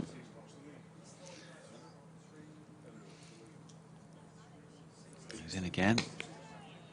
Once more, Guest solidly behind it to Masood, and there is no run. 302 for 5 after 78, closing in on a second new ball, and a lot of Yorkshire's hopes in trying to turn this back into a strong winning position. Being rested on that. What a text from Oggy. Really? Yeah, Paul Ogden back at base. He's presenting the show tonight. He always sends me a lovely text us, Oggy, when it's his turn, when he wants something. Top man. Would you like to know 100 breakdowns? First 100 took 140 balls, the second 100 149, and the third one 180. So the slowest 100. Ball getting soft. The third one. Better bowling. Are you going to tell us about this? Just going to tell us it's a nice text?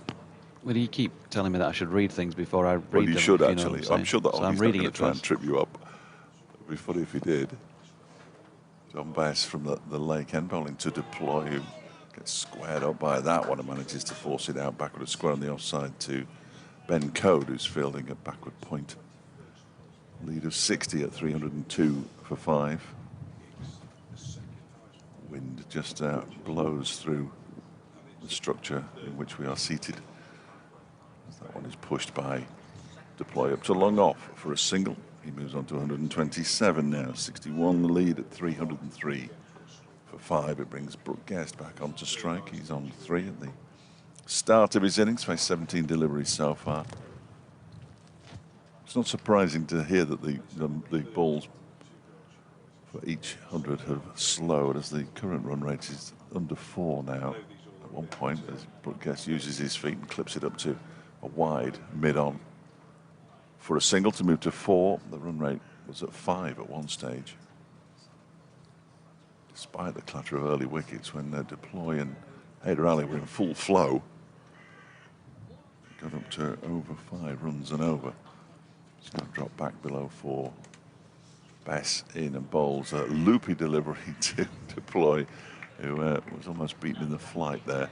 Manages to get the toe end of the bat on it and pushes it back to the bowler. He's ready to bowl again. Around the wicket to the left-handed Deploy. That one is dabbed out into offside for a single. Wharton does the fielding. 305 for 3. Deploy up to 128.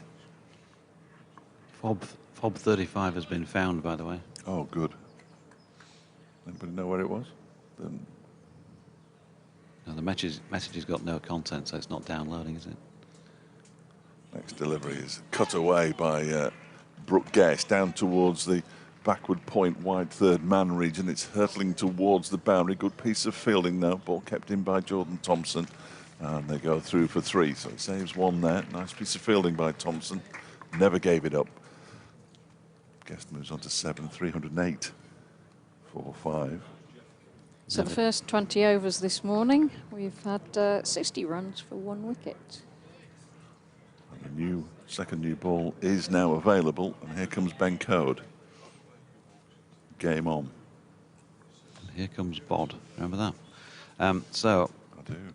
We should have an irrelevant emails section, I think, every day. In fact, probably most of them are. Irrelevant emails section every day from something that's nothing to do with the cricket. And this one's caught my eye from Jane Chesworth, who's back at Radio Leeds. Yeah. It's entitled Long Division Festival, which is enough to strike fear into the heart of any school child of any era. No. I'm still teaching long division today. Not to me, you're not. I assume that the new ball has been taken. I wasn't concentrating. I was too busy worrying about long division. Does it look shiny in Ben Code's hand? I can't see it.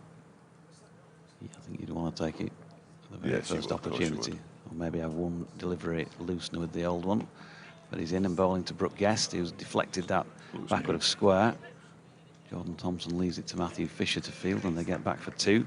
Howard Ray says, "Hi again, Doidgy. This blatant plugging of your events has got to stop." What event? Oh, by the way, have you got details of your evening with Dizzy? I think it's at Rawdon. And yes, I am involved with the Excellent Supporters Association, and I'm also on the Members Committee, now renamed Members Representative Committee. I think Charlotte wouldn't be too annoyed if your question of sport night at Scarborough was mentioned occasionally. Cheers. Gratuitously, perhaps, as Cody's in. And with a shouldering of arms, Brooke Guest, watch that one go by. 2 slips back in place with the second new ball, plus a gully. Sweeper out on the cover, on the point boundary, I should say. James Wharton still catching at a short extra cover. Don Bess at mid-off. Shan Masood at mid-on.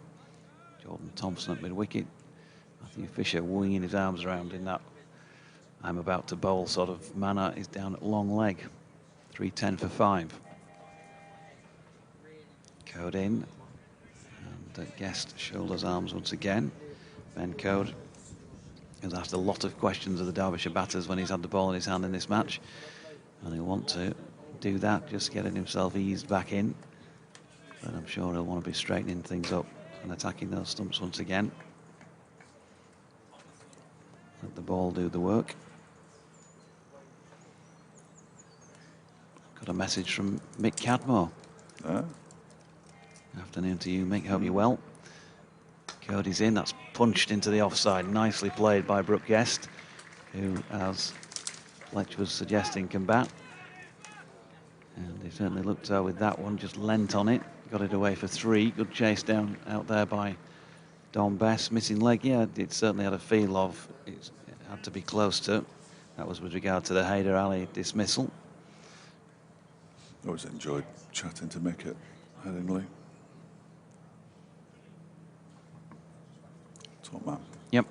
Top man. You should be out on a golf course. Are you listening from a golf course somewhere, Mick?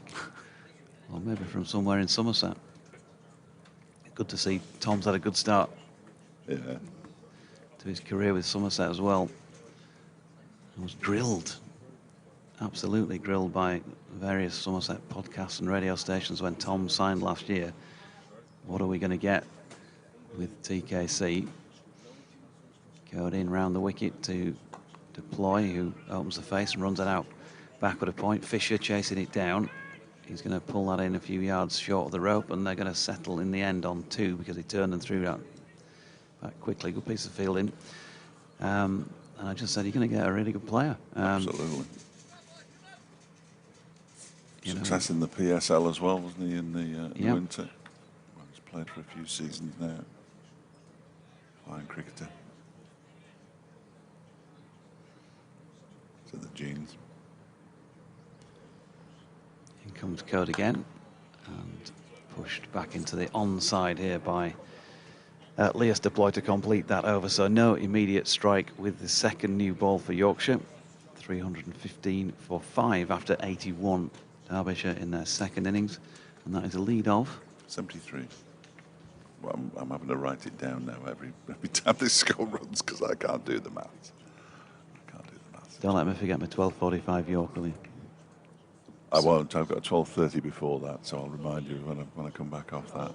So 315 minus 242 is, 73. long subtraction. I can't do it. There's no point in doing it. You can't teach an old dog new tricks.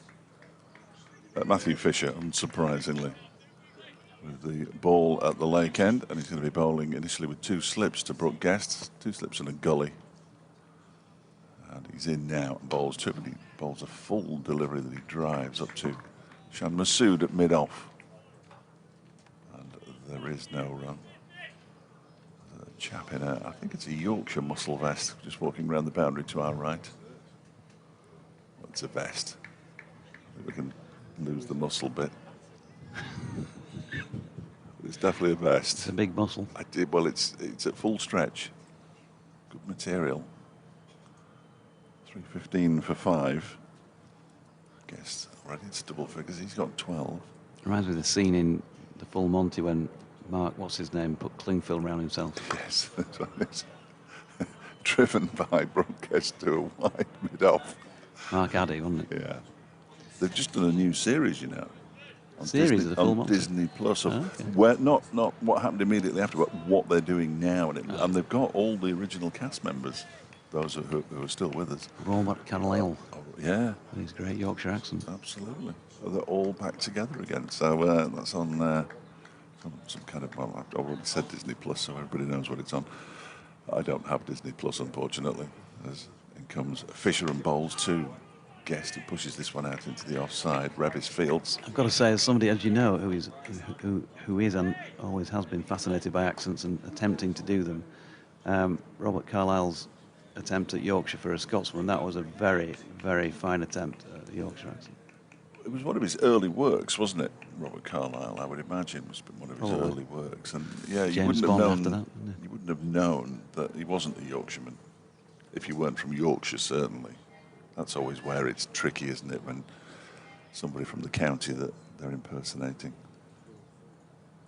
does an accent and they know Fisher into Guest. Oh, beats him outside the off stump. Guest does a full 360 as he first looks back at the keeper and then turns to look at the bowler. But Guest's accent's interesting. You'd be was born in Manchester, but moved at a very early age to Perth in Australia. Played for Australia under 19s, in fact, and then returned to this country. Was on Lancashire's books before eventually coming here. And there's a little bit of a hint of the Australia things still like, in him. yeah, mate, it's a marvellous sitter. Yeah, not quite as yeah, but there is a little hint there. He waits now as Fisher bowls to him, and that's on his pads, and he flicks it away for 4 runs to square leg. Nice shot from Brooke Guest. He moves on to 16. Derbyshire's lead is up to 77. They're 319 for 5 now. Anything north of 150, I think it'd probably be fairly interesting. Jack Dudman says, what's the most interesting fact Kate can tell us about Dutch cricket? Not that the current match isn't riveting, of course.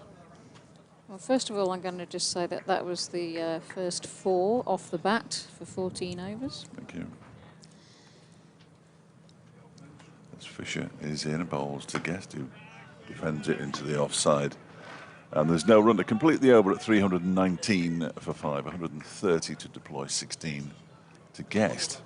I mean, what are they, I'm thinking, I've never been to, well, the only time I've been to the Netherlands is to change aircraft at Schiphol. Yeah. Not Schiphol, Schiphol. Schiphol. Yeah, get it right, don't you? Well, I didn't have a chance, did I? I hadn't said it at that point, but thanks for correcting me before I'd said it. No, other broadcasters have got it wrong. Other broadcasters are available. Okay, so I've changed aircraft at Schiphol before, but I've never ventured out onto the turf, if you like. Do they take sort of continental breakfast there rather than lunch, things like that abroad, you know? Well, a lot of things are dairy. You know, it's sort of like really bad sandwiches at lunchtime with like 2 Chesterfield, pints of yogurt drink. Okay. Just like Chesterfield. Kind of thing. Bit of potted meat. Here's Code coming in, and that's flicked to leg by Brooke Guest, who's going to, not by Brooke Guest, by Leas Deploy, unless Brooke has decided to bat left-handed and wear Leas's shirt. Give For that everybody a delivery. chance. They're very good at what we call hapias, which is deep-fried snacks of you don't really know what's in them, but they're extraordinarily tasty. Hapias. It's Ben Code. And he comes to Deploy, who pushes into the offside, no run. Are they playing clogs?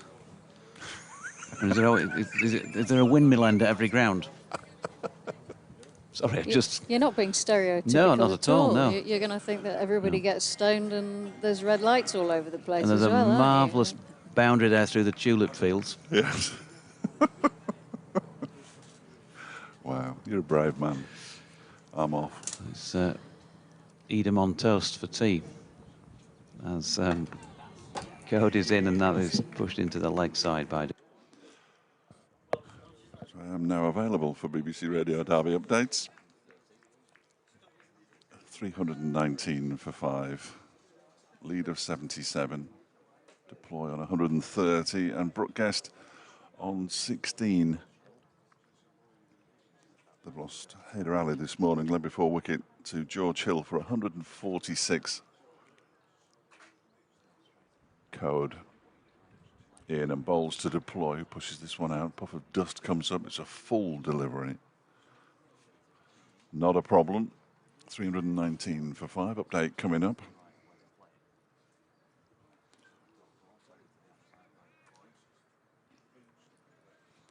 Uh, 319 for 5. Now Martin Hyder Ali is out. 146 he made. Trap leg before wicket by George Hill. Added a 277 for the 5th wicket with Leas Deploy, the 3rd highest wicket partnership against Yorkshire by Derbyshire. They took the new ball to Yorkshire at 308 for 5, but they haven't managed to take a wicket yet. Brooke Guest is on 16. Leas Deploy has 130. Derbyshire are 319 for 5, leading by 77. Tony Berthon says if Hyder was not out, makes up for the catch not given yesterday. I think I heard you correctly. You did hear correctly, Tony. He's still out there though. Leas deploy as code is in, and that's dropped into the offside by said Derbyshire batter. End of the over. So 3 with the new ball have been bowled, and there's been so far, if you're Yorkshire, a slightly worrying lack of the beating of bat. I think what Yorkshire have to remember, and I'm sure this is what they'll be told at lunch if they do just pick up 1 wicket this morning, is that the lead isn't that big, that wickets will fall just naturally because that's what happens in cricket, and they still have a lot of time in which to win this game. They don't have to win it today. I'm sure they want to. As Matthew Fisher comes in from the Lake End and bowls a ball outside the off stump to Brooke Guest that he leaves alone. It's whether you can get into that mindset, isn't it? That's the whole thing about being a professional sportsman and looking at the target at the end of 4 days rather than thinking, oh, we haven't got them out today. Why? It's not going to happen. It probably will happen at some point. Can I come back to the interesting fact about Dutch cricket? Oh, there is one. I'm just going to say, I don't remember you telling us one yet, but yeah, you can come back to it after this delivery from Fisher, who bowls to Guest, clips it into the leg side. They go through for a single. Guest moves on to 17, 320 for 5. We're all ears. Before you do, though, I'd like to just interject with, I hope you were pulling whoever, somebody on commentary that I listened to last week doing a game involving Bas de Leder, as you told me before I'd said his name once at Durham a few weeks ago. I hope you were messaging them and correcting them, because they were calling him Baz, weren't they? Bas de Leder. I mean, God, it's yeah, it drives me crazy. It's not that difficult. There are people who watch Derbyshire regularly who don't know how to pronounce Leas Deploy's name. As in comes Fisher again and beats, squares up Leas Deploy. Ball goes through to the keeper, but that one definitely squared him up. He was groping for it, rather. And it didn't bounce, really, did it? No, it didn't. No, it didn't. You're right. Yeah, the number of times this particular gentleman calls him loose is frankly embarrassing. Well, when I did give Doidgy the information on how to pronounce Bas de Leder, I thought he might actually just give that information on to his co-commentator. And he's shaking his head. He wouldn't have listened, would he? He wouldn't have listened. Well, he wouldn't have listened. Does he, so Martin calls him the wrong name? Yes. Excellent. Here's Fisher. Bowls to Deploy, who clips this very nicely indeed out towards a straight mid-wicket area. It's fielded by Thompson. They go through for 2. The lead is up to 80 now, 322 for 5. Mind you, Tim did wipe the floor with me, didn't he, with the pronunciation. Did he? There was a name which I tried to pronounce because of the way we pronounce our names. Can we have Tim van der Gooten then? What's Tim van der Gooten, yeah. No, Tim de Leder, it was quite funny. He was talking about Eimouder, which is... talking about what? Fisher bowls to Deploy. He's playing a very expansive-looking shot at that one. Doesn't connect, and it goes through to Tattersall. Fisher stands at the end of his follow-through and stares. And I'm not surprised. That was close. Eimouder is where the boats come in, the ferries from Humberside. And Humberside, I think you finally would pronounce it over here. Marty pronounced it Ijmuiden. Nice. Ijmuiden. Yeah, he's made a big effort there. Yeah, Eimouder. I'm not sure how Tim kept a straight face. He's just lucky he lives in somewhere called Sunderland, which is very much pronounced as it's written down. Oh, no. Sunderland. Fisher bowls, and that's left alone by Deploy to go through to the keeper. It's Sunderland and Chesterfield. Sunderland. Well, the sandwiches are here. Already? Oh, it's 35, isn't it? Yeah, Bent Nielsen says, have you talked about how Milan's getting on? Am I right? The subfield is on for him. Yes, you're right that the sub is on for David, who's not been seen out there on the field today. You haven't missed any news in terms of how he is. All I can tell you is what I was told yesterday, and that there's some sort of groin niggle. I know no more, no less than that. Neil Allett, good morning to you. Neil, he says, hi JD, being an ex-bowler, I'd always backed the Walkers. Once had the prolific scoring Aussie Matt Pinninger caught behind first over for naught, but given not out. Went on to score 100 plus. Offered to buy me a drink after the match, but I told him to go away. Or similar. Yes, I bet he did. That's not like you, Neil. Code coming in, and that's flicked into the leg side by Brooke Guest. Have we had the fascinating fact yet? I'm not sure if we've managed to finally Did get we have there. it? Sorry, yeah, Kate, I'm going to give it to you. Well, the interesting fact is there are only 7 turf wickets in the whole of the Netherlands. Everything else is played on mat. There we go. Poor old Matt, that's a little bit. I think it was well worth waiting for, though.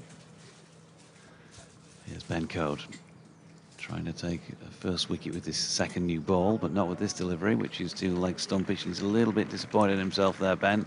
Straying leg up straight, and Brooke Guest has just nudged it on its way around the corner for 4 through fine leg. Martin Rowe says, I remember with fondness a quiz at the Cask pub in Scarborough, hosted by the lovely Dave Callahan many years ago, all for charity. Teams from both sides were there. Jason Gillespie sticks in my mind, as does Gary Balance, who looked as though he was about 12 years old. Some people are fortunate like Aren't that. they just, Still yeah. does. There'll be Gaz. nobody who looks like they're 12 years old at the Question of Sport at Scarborough, will there? No. Whenever that is. 112, perhaps, Yes. with the Gandalf Billy Gibbons beard. Code in then over the wicket. Oh, nicely played by Guest off the legs. He's quickly through it. That's a feature since he came into bat, Brooke Guest. He's pretty light in between the sticks, I think. No messing about, but they had to settle on one.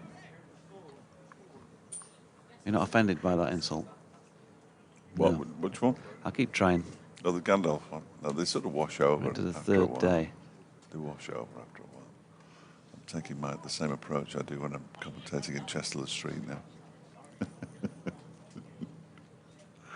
I know he's not listening because apparently he's working. Don't forget your quarters too, of course. Oh, yeah.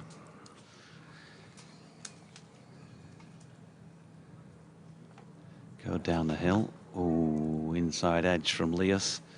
It's been one of those sort of innings. Some days, wasn't it? some days you're not going to get many, and some days it turns out you're going to get 133 at least. 328 for 5. The lead is now 86. well done, you. Thank you. It's when I forget to write it down that I come an absolute cropper.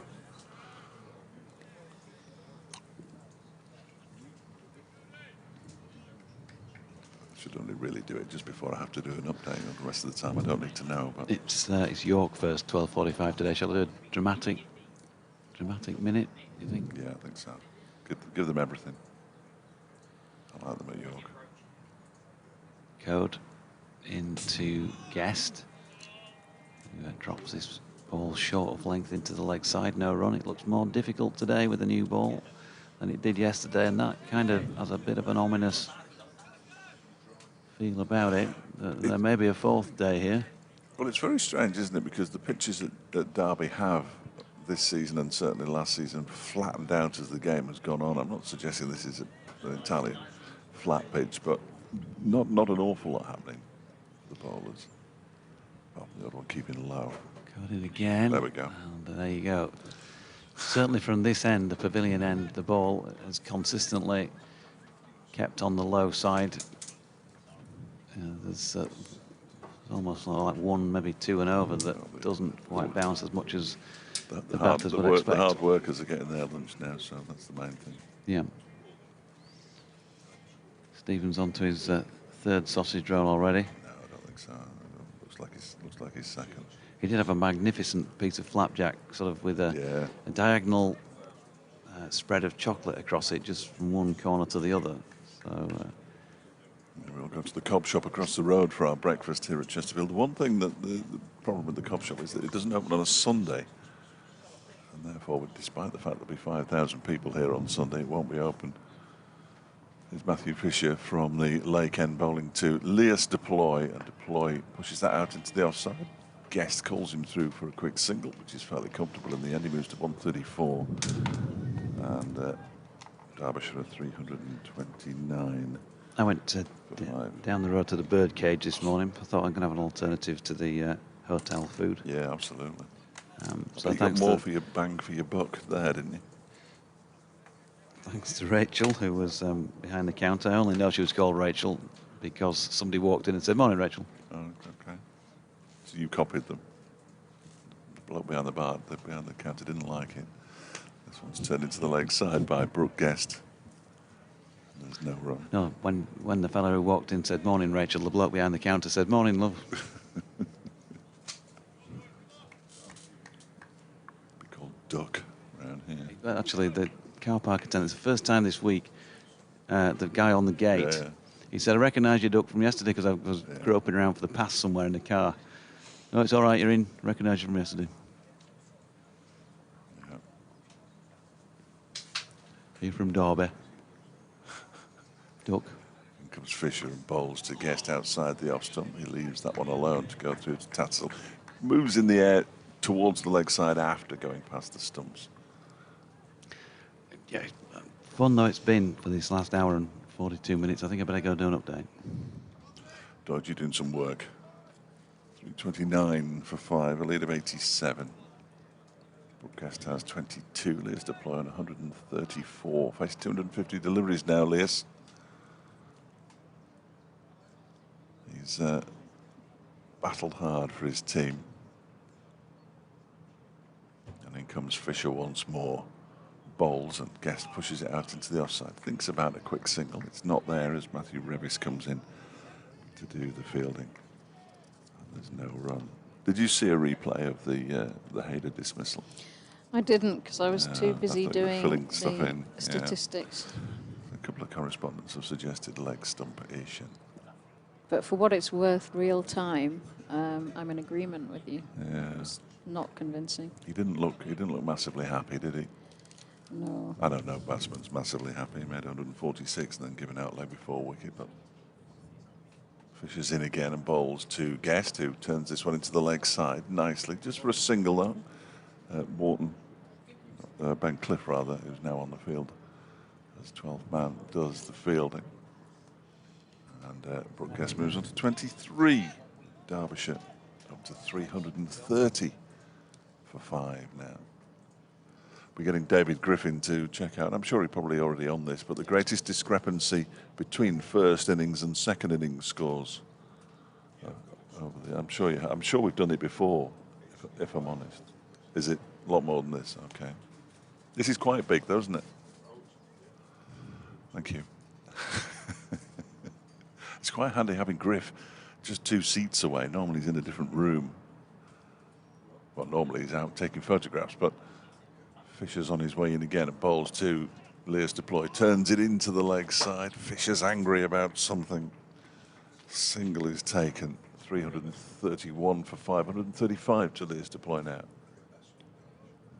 It's a high score. Leas deploy's scored for Derbyshire against Durham at Chesterfield Street. It would have been a low key end to his innings if he was out, being described by Martin. So his deploys highest score for Derbyshire. Hayder Ali's obviously, because it was his first century for Derbyshire. I think I read on Griff's Twitter feed it's his 16th first class career century overall, but his 6th for Derbyshire. Stats abound.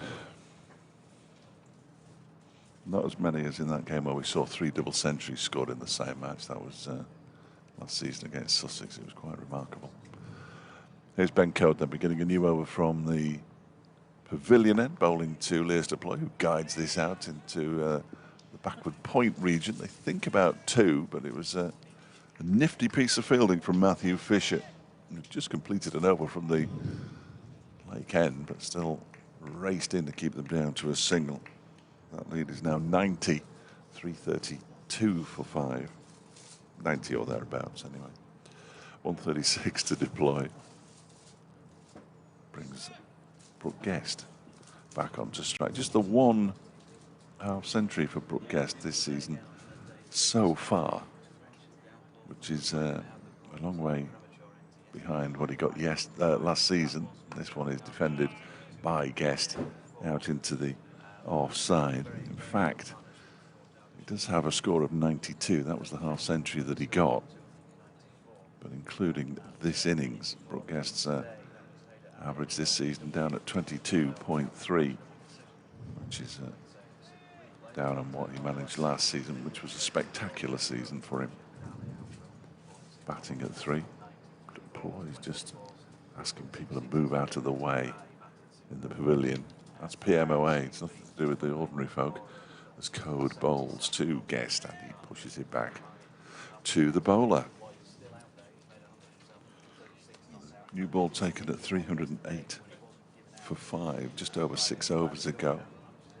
24 runs have been added since the new ball was taken.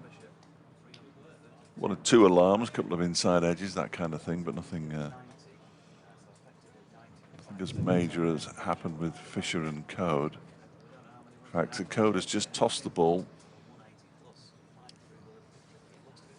to Dom Best to have a look at. Perhaps he doesn't think it's quite spherical enough.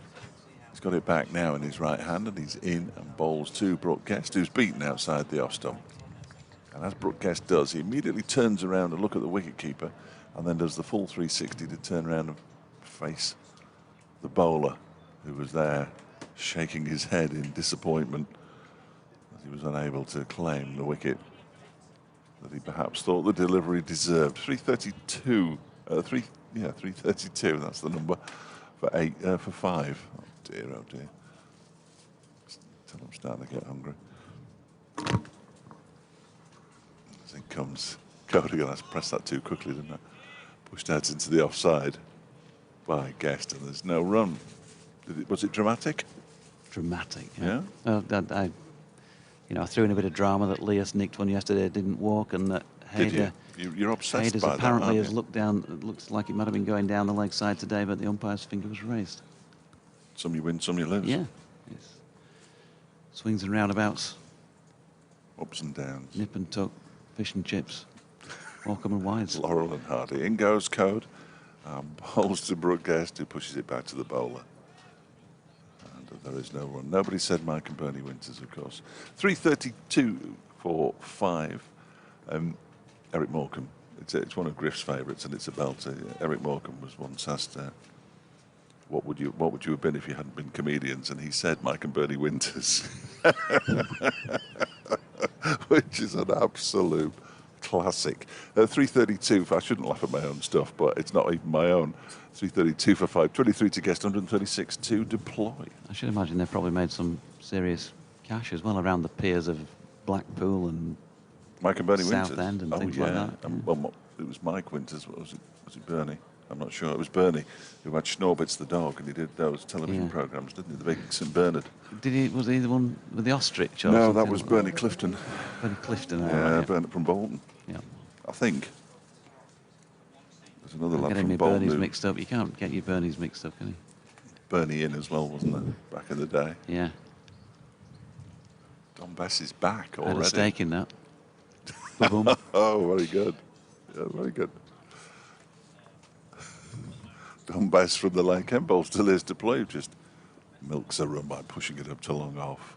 He moves to 137, 333 for 5. They've now scored 222 more runs in this innings than they scored in the first innings. Your maths is Sensational. good. That was sensational maths, wasn't it? Very good, There'll be no more of that until they get to 444. Fisher only bowled 3 overs in that spell. Bass bowls using his feet. Guest clips it out towards the mid-wicket boundary. Revis does the fielding. They go through for another single. I've stopped adding the singles to my lead. That's disappointing. I haven't. 91 the lead now. So he's either something wrong physically or He's going to change ends, possibly. maybe. Yeah, I'm just going to say that. Or Sorry. Bass in, bowls 2. Deploy uses his feet and plays it straight back to the bowler. I mean, he does want a bowl at this end. He told us that the other night, but of course he knows that Ben Code gets first pick. And he's used it pretty well, as Ben. Fish used the other end pretty well in the first innings. Next delivery from Bass is fullish, and it's driven by Deploy. Again, out to Revis on the cover boundary this time as opposed to mid-wicket because he's a left-hander. There may be another theory, I suppose, Fletching, that they might want to get the harder ball into the off-spinner's hand at this point. Yeah, bit of extra bounce that spinners enjoy. We did see Mark Watt take the new ball yesterday. Ended up with a 5-foot, as this one is given a bit more air and pushed out into the, perhaps a bit slower as a result, pushed into the onside. 335, 5. So I'd already got my leads wrong. It's 93 now. In comes Bess again, and balls. It's clipped by Brooke Guest, but straight to the man at mid-on. It's the end of the Dom Bess over, and we'll find out whether he's going to swap ends or not fairly shortly. In fact, Ben Code actually points his finger to his chest and says, is it me? Is it not me? And Shan Massoud says, hang on a minute, just wait. So I think there might be a swapping of the guard here. There's a good Yorkshire accent by Shan there as well. He's picked it up pretty quickly. And it is going to be Benko to continue. So all what we just said there was all nonsense. If you look at Fisher, is he not limping? Not another injury. It just looks like he's just limping a touch. Just put his hand down the outside of his right shin as if it might be shin, ankle, something like that. He's doing and he's those. Also, yeah, those things. What do they call that? When you go up on your tiptoes. Stretches. Anyway, they're the ones. Code then over the wicket, bowling here to Deploy, who's crab-like across the crease and opens the face, punches it out to George Hill in the deep on the offside. They pick up 1. Stretches, you're absolutely right, Kate. I'd forgotten what they were. Normally, I've had Achilles issues in the past where they get you to stand on the edge of a step and lower yourself down, don't you, and back up. It was that sort of thing, but he'd had nowhere to lower himself to because... No, not unless he can find a step out there, but he's not. I mean, he's not running well, is he, out there? He's just jogged from one side of the pitch to the other, gingerly. So the sort of twist that Yorkshire supporters would not want with the second new ball having just been taken, just 3 overs from Fisher. Good delivery by Code, who looks to the heavens as if to say, please, somebody up there. If there is somebody up there, help me. Help me find the edge of Brooke Guest's bat. Not on this occasion. I knew Ed would know. The Queen's Head was a Burnie Inn in Chesterfield. I bet he's had many a night in there.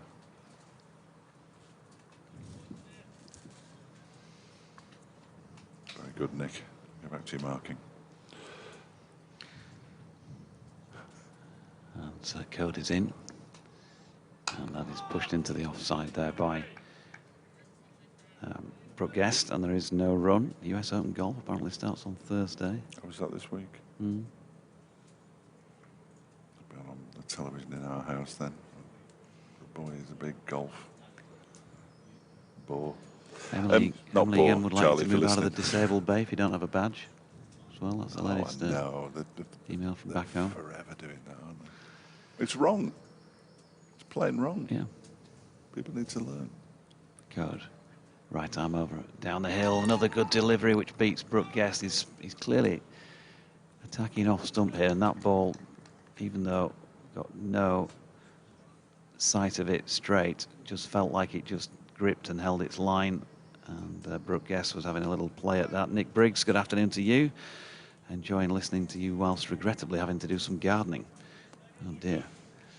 Should have been playing in the over 60s county championship for Yorkshire Ridings versus Cheshire at Borton Hall, Chester, but unbelievably the match was called off because of a waterlogged square.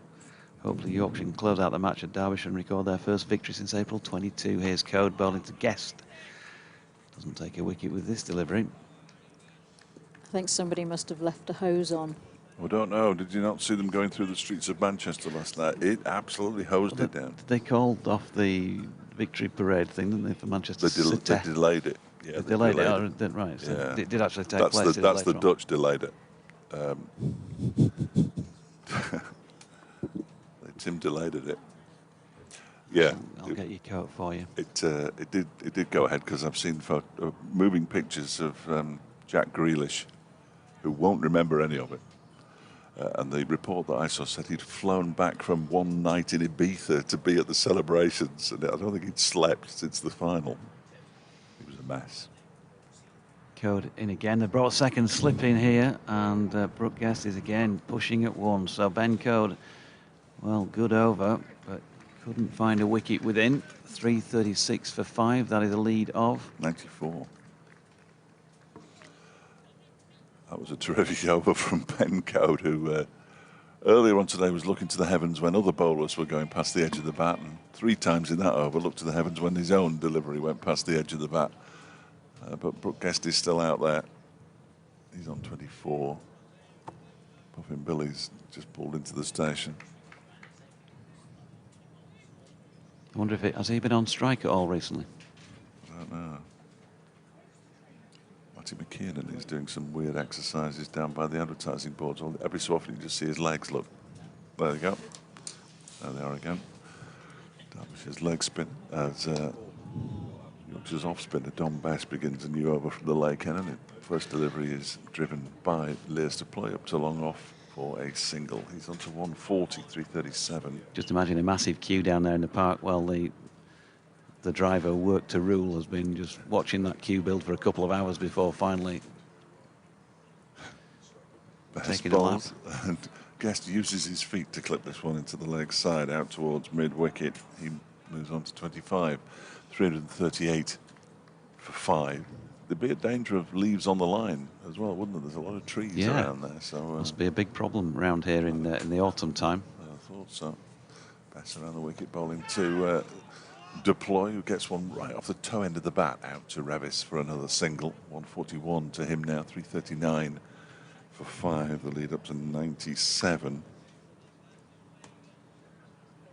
91 runs today for the loss of Haider Ali. More maths. As Bess is into the right-handed Brooke Guest, who defends this one off the back foot into the ground. The next station is the one you've just left.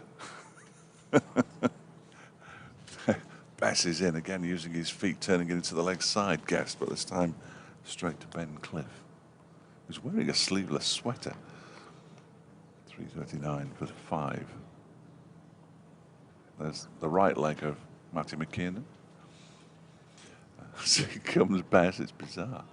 Again, Guest turns it to Cliff, who's fielding at mid-wicket, and it's the end of the over. Immediately people start walking towards us because that's lunch. We haven't got to 1 o'clock, but of course we started slightly early, so Derbyshire will go to lunch at 339 for 5, with Lears Deploy on 141 and Brooke Guest on 25.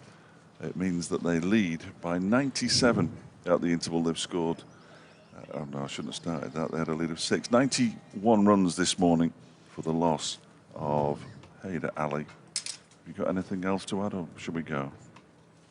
Enjoy your lunch. Enjoy your lunch. We'll see you in around about 40 minutes, but don't get caught out because we'll probably start a couple of minutes before 22 after lunch with Derbyshire. Leading by 97 on 339 for 5.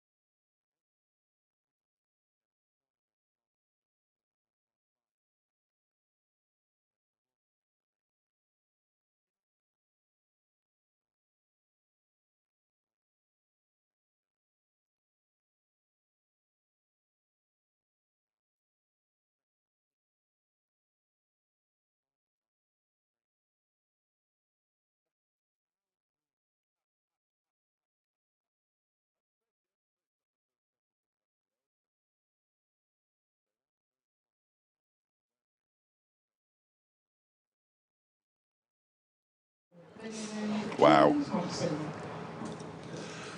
And a man who didn't bowl at all this morning is going to bowl the first over after lunch. Jordan Thompson. I've just been talking to somebody there saying, how often do you see that?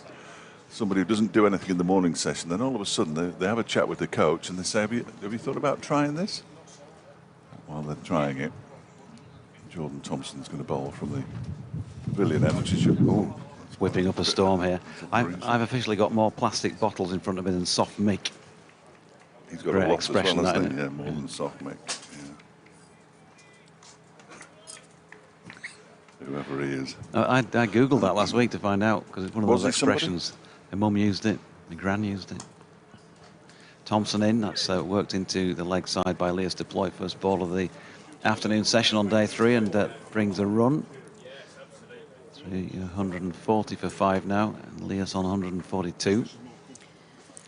Lewis Deploy has taken a single off the first ball of the last 6 overs. Nice.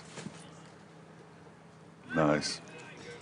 He's exposing the tail, obviously. Brooke Guest, number 3 batter now at number. Well, that's the thing. 7. Yes. All last season and all this season up to this innings, he's batted at 3. Brooke Guest. Thompson in again. Guest as Thompson falls for, I think that's the 3rd or 4th time in this match after bowling the ball. Now he's dangerous because he's limping. He's doing that thing of trying to lull him into a false sense of security again. Nobody touched the pork pie at lunch, so we need to eat that at tea. Okay, the etymology with regard to soft mick. Oh, yes. It says it may originally have referred to an Irish shoe peddler working around Accrington, East Lancashire in the early 1900s, from the phrase more shoes than soft mick. Right. In comes Thompson. That's pushed out through the covers by Brooke Guest for another run. But this is what I was saying about, we use expressions and we know what they mean, but actually we never really looked at what they really mean. It's just we get what they mean. Like me calling something decent yesterday. Yeah. We sort of use it and everybody just says, all right, well, we know what it means now, but it never really meant that in the first place. Yeah. You're sure a silly Sue. As comes in and bowls here to Deploy, and clearly Derbyshire just want to keep this ticking here and just build in singles. 100 lead. Yep, pretty quickly after lunch, another single there. My work here is done. Jack Dudman says, thanks for the fascinating fact, Kate. Got there eventually after all the cricket commentary business. What was it? Oh, 7 grass. Seven grass I was wickets. listening. Oh, there we go, 7. The rest of them are played on mats. In comes Thompson once again, this time to Brooke Guest, down the hill from the pavilion end. Pushed into the offside. James Wharton still out there to field for David Milan. And there's no run. David Milan just been having a word with some of the Yorkshire contingent here and checking out how he is. He's not on site at the moment, but he's back soon, apparently. He's got a groin niggle, and he'll have to bat at number 7 when Yorkshire bat for the second time around. Yesterday, yeah. So he's going to back down to 7. He's going to play. Thompson in. That's flicked off his legs, nicely flicked off his legs as well. At pace by Brooke Guest, and fielded by Ben Cliff, who's out there as one of 2 substitute fielders then at the moment for Yorkshire, along with James Wharton. So who else is missing? Is it Matthew Fisher? No, he's not out there. Told you he wasn't looking well. Well, I asked about him as well, and was told that he's going to be okay. No, nothing serious. The nothing serious is keeping him from the field. The ball just 11 overs old. You seem to place some doubt. Well, in his well-being. Well, given how many wickets he's taken and how well he's bowled, and the ball's 11 overs old, you'd expect him to come steaming in, potentially from the lake end, but it's Dom Bess who's got the ball in his hands. He's going to be bowling to Brooke Guest, who dances down the pitch towards him and defends it. I walked out, as we commentators occasionally do, although probably in your case not. I never do. And had a look at the pitch, and I've got to say, it doesn't look hugely worn. There's not massive areas of foot marks in follow-throughs for the spinners to work with, really. Next delivery is pushed out into the offside by Guest. Again, there's no run. Yes, people often ask me, well, what's the pitch like? So well, it's there. Pitches this year have been green and not played green at Derby. We were told the same here. Pitch at Headingley was reasonably green for that T20, but didn't play like a green pitch. As Guest defends his next delivery. Out into the offside, and there's no run. You need Henry to collect all your empties, don't you, really? Henry, are you empties collector? Are you empties collector? I've got a collection. Bass bowls. Plastic bottles. Guest pushes this one out. So try to take a single on this occasion. Bass has his hands on his head. End of the not the end of the over. Right hand, left hand. Don't get caught out like that. That's just amateurish. 344 for 5. Lead 102. 97 the lead. No, According that's what it to was at yours. lunch. It's now Okay. 102, according to my sheet. Oh, you're one of those people who puts a line through the 7. Yes. Very continental. Around the wicket comes best bowl to deploy. Almost gets through it. Hits something and it's hurt him again. And he limps away. As he so often does, bless him. He's like a dartboard, isn't he? Yeah, very much. I'd hate to see all the ball marks on his body. 344 for 5. Bess around the wicket, swept a full toss down towards fine leg for 4 runs. That was a poor delivery from Dom Bess. We have said it before. It was a full toss. 147 now to deploy. 348 for 5 at the end of the over. 28 to Guest, lead 106. You can get in touch on Jonathan Dodge or at Fletch Sport or BBC West Yorkshire Sport at gmail.com. Still to come for Derbyshire second time around. Mark Watt, Alex Thompson, Ben Aitchison and Saranga Lackmal. Deploy now is top scorer in both innings for Derbyshire. It's now taken over Haider Ali's 146. Of course. Is that what we call a captain's knocks? Captain's knocks indeed. At least he didn't say the thing that the Radio Nottingham commentator would say when he got 147. No. Thompson in and Brooke Guest shoulders out. No run. Every time. Go on, what? No, I'm A not maximum telling you. break or something. Yeah. He's moved on to a snooker maximum. Thank you Except very he's much playing indeed. cricket. Thank you, Jim. Jim, just decluttering for us here. Henry's not getting paid enough clearly to do this sort of I don't thing. think Henry's getting paid anything, actually. I think he's the intern. I suppose you do have paid interns, don't you? Jordan Thompson to Brooke Guest there, who got a little bit tangled up in one. Jordan thought he was appealing for LBW, but I think there was some bat involved. Apologies for the if the commentary's not quite synced up to the pictures. I can only apologise.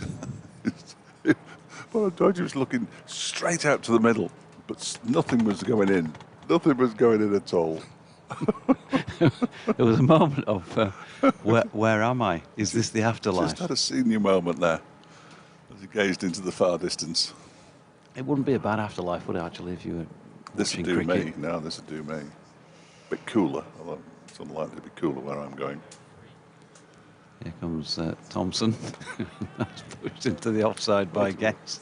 You're And there's no in run. a different time zone. What's going on? It's a different time zone here. Don't start laughing 5 minutes after I've told a joke. It's just insulting. Well, if the way you were sweating yesterday is no, anything no, to go by, Sunday- then where Sunday you're was going, awful. you're going to need quite a few pieces of kitchen roll, I think, to damp yourself down. I'll say. Here is Thompson in again, and Guest this time over the top of it, and in time, pushed into the offside to James Wharton, who does a bit of juggling, no run. Yes, I was extremely warm on Sunday night. We went to the pub, sat outside, and I still need a large amount of not particularly soft tissue to dry myself off. It's a bit scratchy. What, like Izal? It wasn't as bad as that, no. No, good grief. please. Thompson in and driven by Brooke Guest this time. And Jordan gets his hand on that to stop them scoring a run. Zal, yeah, that was that. Yeah, that was that It school tracing, toilet paper, wasn't it? essentially tracing paper Yeah, in the it was, toilet. wasn't it? Why would you? What use is that? It just Slipped everywhere, didn't smear. it? Yeah, that's very much that kind of thing. Nasty stuff. Yeah, I'll say. Have your eye out with that. Everything sort of got sore, didn't it? Here's Thompson in. That's pushed into the offside by Guest, and James Wharton round to point to do the fielding. One run. So Brooke Guest just nudging and pushing. 29 here. 349 for 5 at the end of the 93rd over. And I reckon that is a lead of 107. Yeah, you couldn't get to the top of the page on the computer quick enough there. You've done him like a kipper. Well done. The human brain of Dutch Kate is far quicker than that cricket information website. Leas Deploy has now been...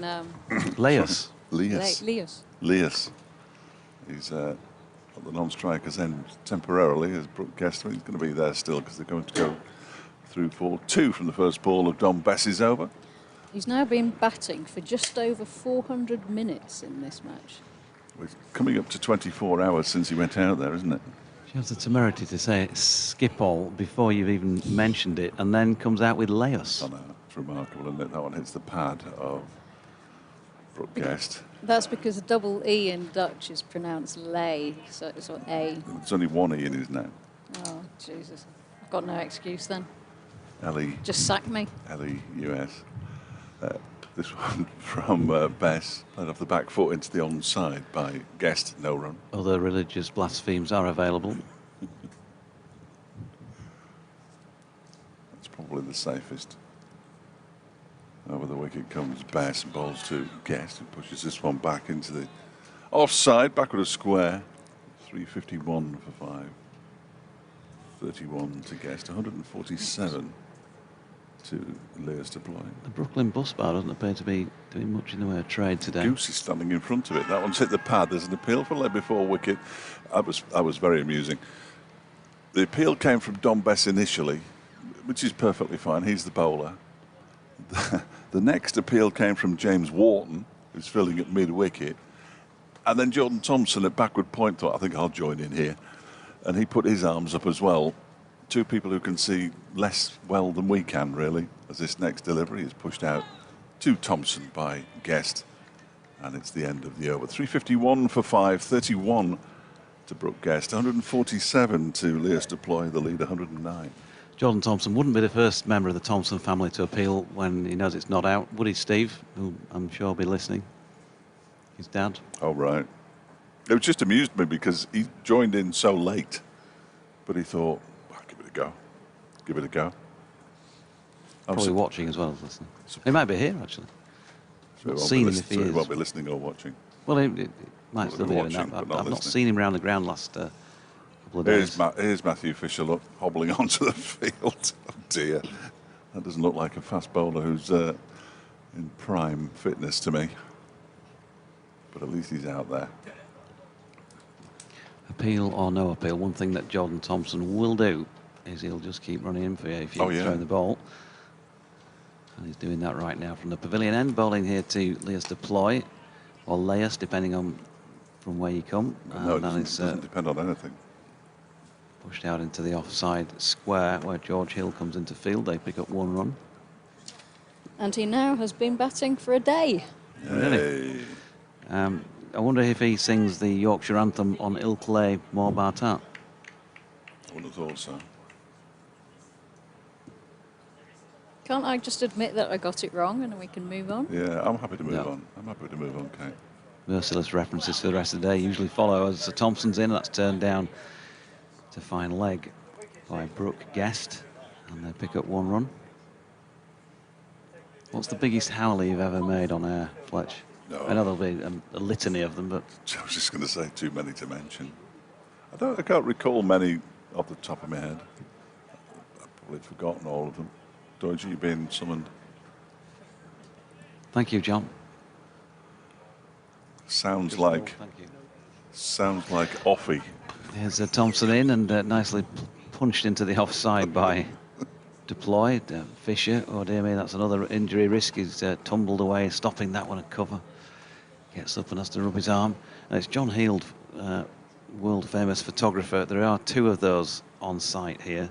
One of them's right in my eye line in front of us, David Griffin. The other one is John Heald, who sensibly sits out the back so he doesn't get in anybody's way. Well, you know when John's you get near a been threatening milestone when Griff goes and sits there. John's been threatening to make me a decaf coffee all day.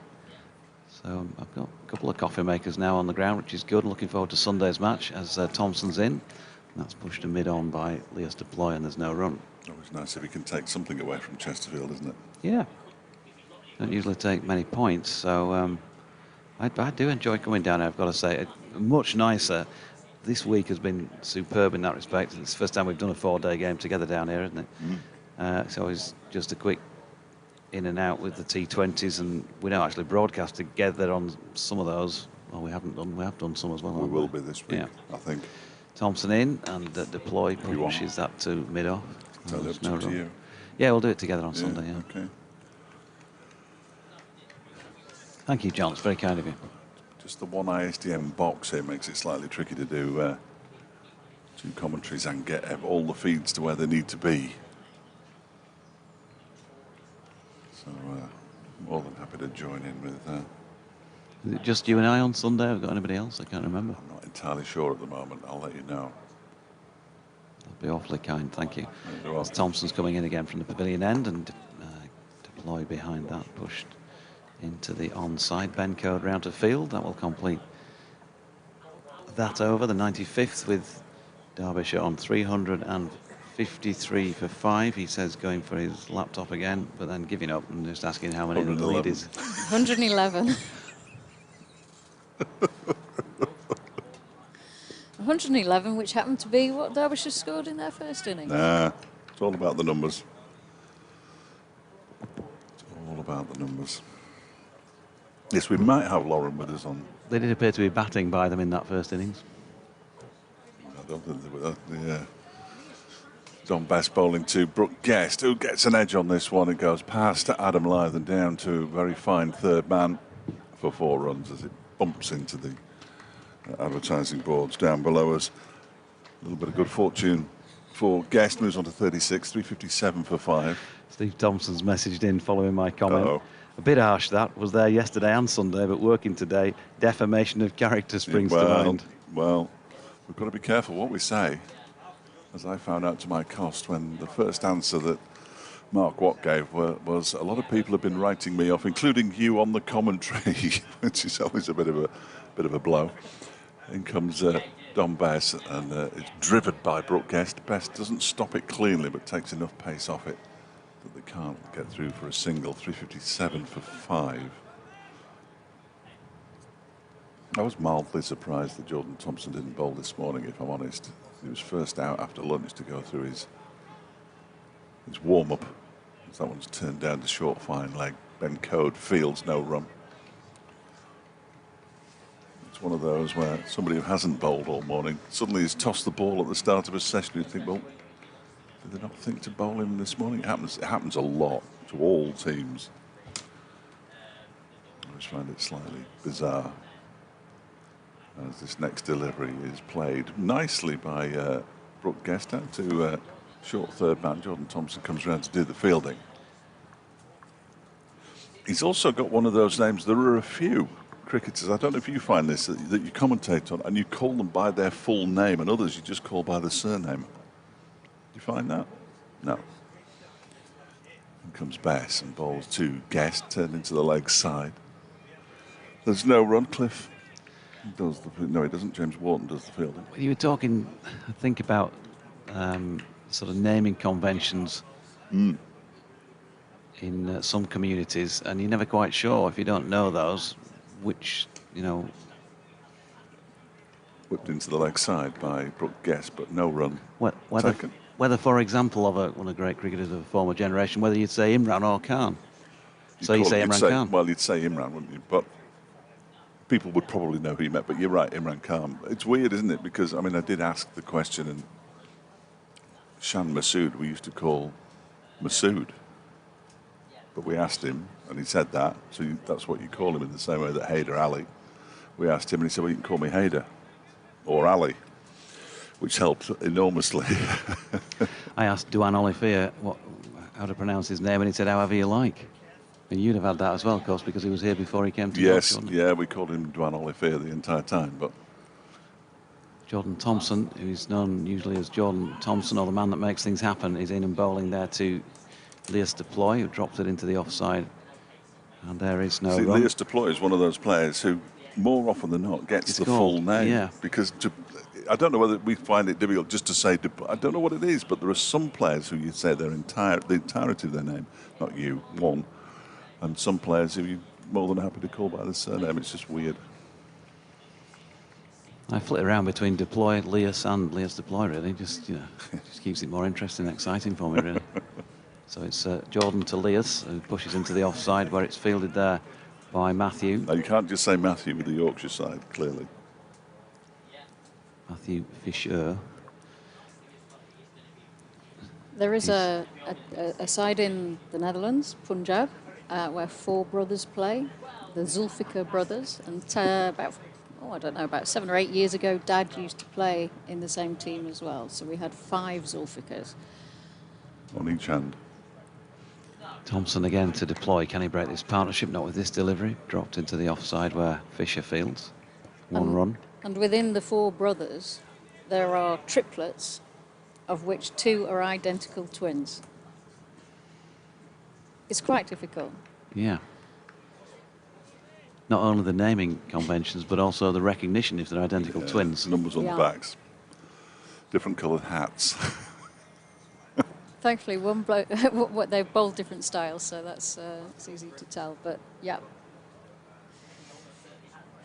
The Parkinsons are identical, aren't they? Here is Jordan again, bowling to Brooke Guest, who pushes into the offside. No run, is that right? And yet they're entirely opposite, because one's left-handed and the other one's right-handed, and it's peculiar. I had a LinkedIn request from Duncan Stone, MA, PhD. It's always nice when somebody of standing wants to connect. Yeah, I very rarely use my BSc. It wants his book plugging, which is a different class, The Untold Story of English Cricket. Oh, yeah. Which actually, on the face of it, just from the title alone, sounds interesting. Here's a push into the offside by Brooke Guest, and there is no run.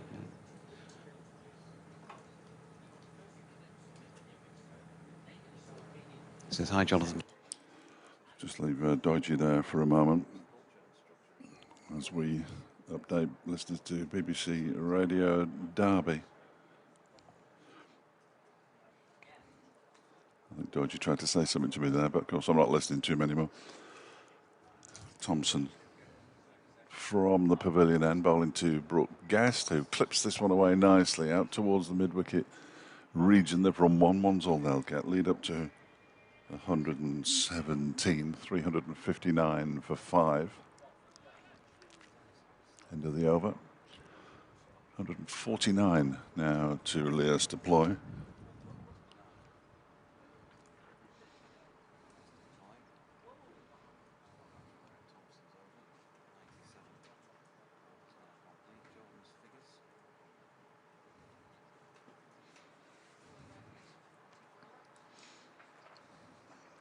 Don Bass is going to continue.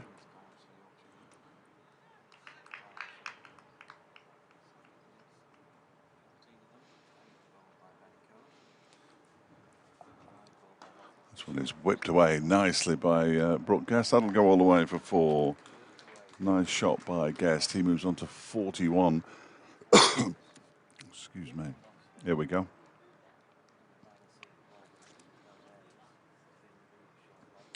And Derbyshire are 363 for 5 now at 121 runs in front of Yorkshire. Who'd have thought that this time yesterday?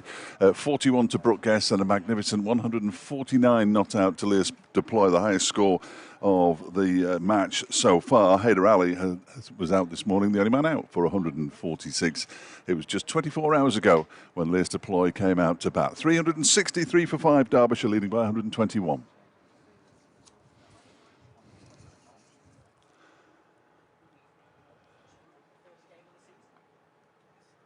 drops that into the deck, and it's snapped up on the bounce by Finley being at short leg.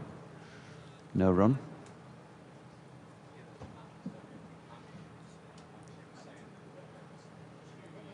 Passing again. Floats this one up, flicked to leg by Guest. He's got it squarer this time, which brings in Matthew Revis on the mid-wicket boundary for 1 run. The noise you'll hear is David Fletcher swapping his headphones, and he's back to take you through the rest of this over. Has anything happened? I saw the 4, another single as well, lead 122. Deploy on strike, and that one is slightly mishit back to Dom Betts. 149 not out, Lewis Deploy. Been out there, not quite for the full 24 hours because he's been home and had a sleep, but more than 24 hours ago he came into bat, and now he's moving his way to 150 as that one is stroked up towards long off for a single. 150 not out, Lewis Deploy, 18 falls in there, 272 deliveries. And he just acknowledges the applause of the crowd. Doesn't remove the helmet this time to reveal the Derbyshire bandana. But it's been a terrific knock from the skipper. Derbyshire 365 for 5, leading by 123. There's your clip for this afternoon, chaps. Unless he gets to 200, of course, in which case we'll all be going berserk. Well, not all of us. 365 for 5 now. Terrific knock from Deploy, who at the end of day 1, and I thought, what is he talking about? He said, we're going to have to score more runs than Yorkshire do in their first innings, in our second innings, to give ourselves a chance and blow me down. That's exactly what they've done. Blow me down, there's another one. And skin a pig. And is that That's the continuation? Yeah. There's more than one way to skin a cat. Have you ever skinned a cat? No. No, good. Not recently. Good. The RSPCA will be on to you. Bess into bowl to Brooke Guest. That one is just pushed into the onside. He's now got somebody in close catching on the leg side. It was Jordan Thompson. He picks the ball up, tosses it to a teammate, even though he's going to be bowling the next over. 365 for 5 at the end of the over. 150 to Deploy, 42 to Guest, and Derbyshire lead by 123. Jordan Thompson appears to be leaving the field of play, and Ben Cliff has come on for him, so we're not going to see JT at this pavilion end any longer, and there is going to be a change of bowling, and it's George Hill who's coming on. Beg your pardon, they're all the same, these Yorkshire players. Now, 18 overs in to this second new ball, only the 1 wicket has fallen. That was before the second new ball was taken, so only the 1 wicket in the day has fallen before the second new ball was taken, so fruitless so far with 2 NB. That's how I like it, fruitless.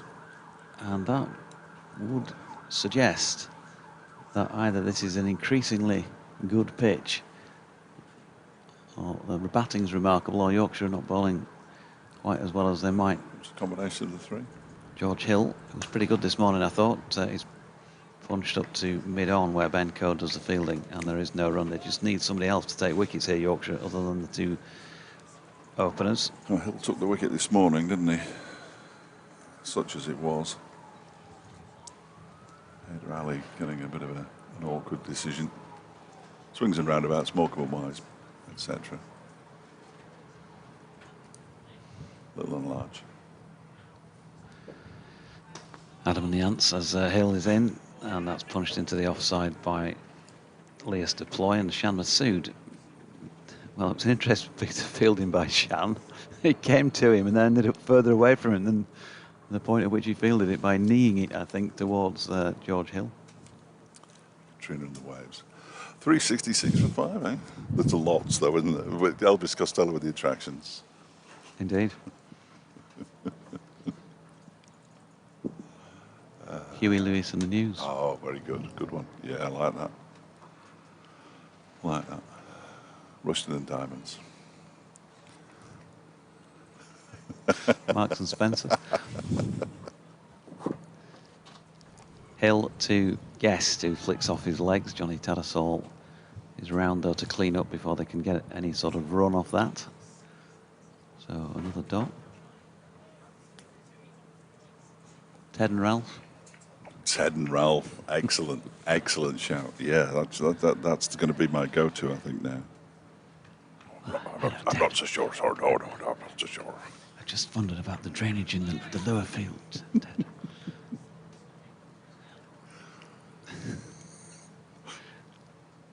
In comes Hill, and that is a lovely straight drive for nothing, because George Hill did well to get down and get something on that. Perfect straight drive by Brooke Guest, full face of the blade, showing the maker's name, they say. Certainly did that. Can't read it from here, though. The maker, that is. Now then, Chris Watts. This ball is 18 overs old. Chris Watts has walked off himself here. I'm not sure if he was prompted or not, but or maybe he was, and I didn't see it. He's having a chat with Tom Lungley. Sean Masood just sidled over just to say, "Excuse me, sir, I think we should change the ball again." Yeah, this new ball's not working. Let's have a different new ball. Derbyshire tried once in the first innings, but didn't work. And then poor old Zach Chappell, who's got 2 drinks and a towel, has been sent back to bring the balls on as well. So, oh, it's not zipped up either. Watch out, Zach. Balls everywhere. He's managed to hand it to the umpire, so it's no longer his responsibility. 3-6-6 for 5. And Messrs Lungley and Watts. Chris Watts, not David. I wonder if all umpires wish they could be like Chris Watts. They're checking out the balls, and Chris has one in his hand at the moment. I think that's the one he's putting. Is that the one he's putting back? We'll just put that in there. Just pop it there. You pop that there. Checkmate, I think, with the balls. It's a bit. It was one of those. It's a bit like a sort of trick artist on stage, isn't it? You're not quite sure what went on there. Look. Been dropped as well now. The old ball's been dropped by Zach Chappell on his way off the field. Not playing in this match despite being Derbyshire's leading wicket taker in the county championship going into the game. I wonder if George Hill might now pull out a series of handkerchiefs from his left pocket and take a wicket with them, something like that. Flags for his arm. Brooke Guest is on strike here. One slip. Close catch on the leg side. Immediate change there from George Hill, who's got one to take off at the end, from which just about everything that's done anything off the normal has gone underneath the bat almost. That has gone just over the shoulder of the bat. It's the most remarkable delivery of the day. If it's not your day, Brooke Guest, you get a nick on the shoulder of the bat there and you're gone. Looks like they've picked a good one. Okay, so, well, could be in for some interesting times. Let's see what happens with ball number 2 here. With this second new ball. That's a fuller length delivery. Brooke Guest again punches that, and Shan Masood, well, I think it's an eel that's on its way towards him. It's slippery. He can't quite reel him in. Can't quite reel in the eel.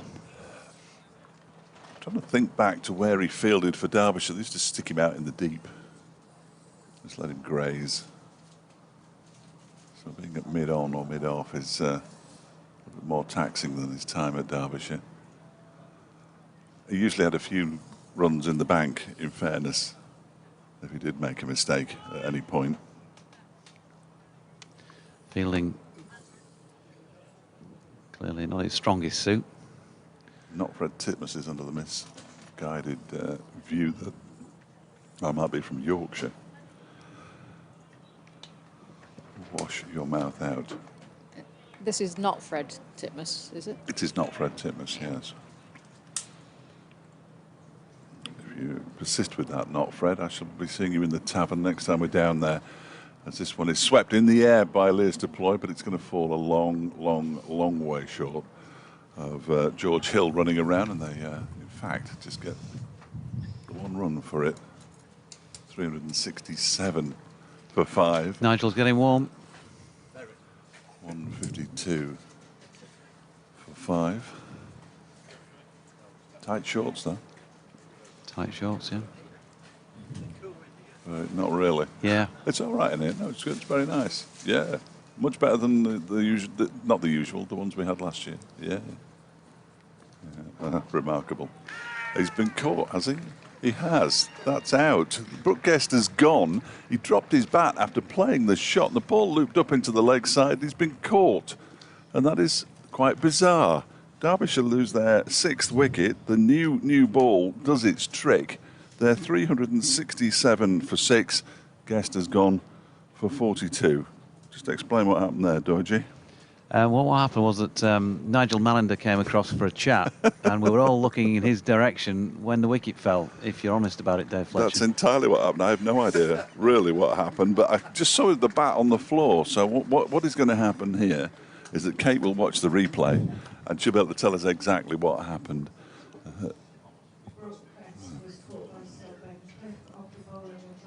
No, she's gone back too far. It's a Don Bess over. I thought it was. I've already written Don Bess. Who caught it? So it's good that you got the right bowler. Yeah, well, I've got the right bowler. It's quite difficult Here we go. when you're Here on we a... go. It's not Bess this ball. comes in around the wicket. It's not this ball. No, that's Leah's to play. That was the... Oh, don't fast forward it again, for goodness sake. We'll never get there. It's the quite one after difficult this. to do this. Alex Thompson, incidentally, is the new batsman. He will... Would you like to commentate off join. the... Well, I'll do my best. I can't do it in real life, so chances of doing it on a replay are probably better. So Bess comes in and bowls from the lake end to Brookguest. There's a short leg. No, there isn't. There's a sort of leg gully as well as a slip. He comes in and bowls. He plays the ball out. He drops his bat in the action of playing the shot, and he's caught. I reckon it feels like it's slightly kept low, and or it's even slower, and he's just had to stab forward on that to try and play it, and he's looped it up in the air. It's a doddle of a catch, isn't it? And I still haven't been given any... It was caught by sub. Oh, right, okay. Which sub? So I think probably, given where he's positioned at this moment in time, I would think... It's whoever's got 26 on his back. Ben Cliff, yeah. Thank you. Anyway, we won't miss any more cricket. I'm not promising anything. 95 balls, 4 fours. 96. 96. These computers. Bess is in to Thompson, who pushes this into the leg side. Incidentally, the lead 124, so not enough. A little sniff for Yorkshire. First or second ball of the over, Kate, remind me. Second ball of the over, 99.2. I was hoping it was third. Best bowls. He strikes the pad of Alex Thompson, not out, says umpire Lungley.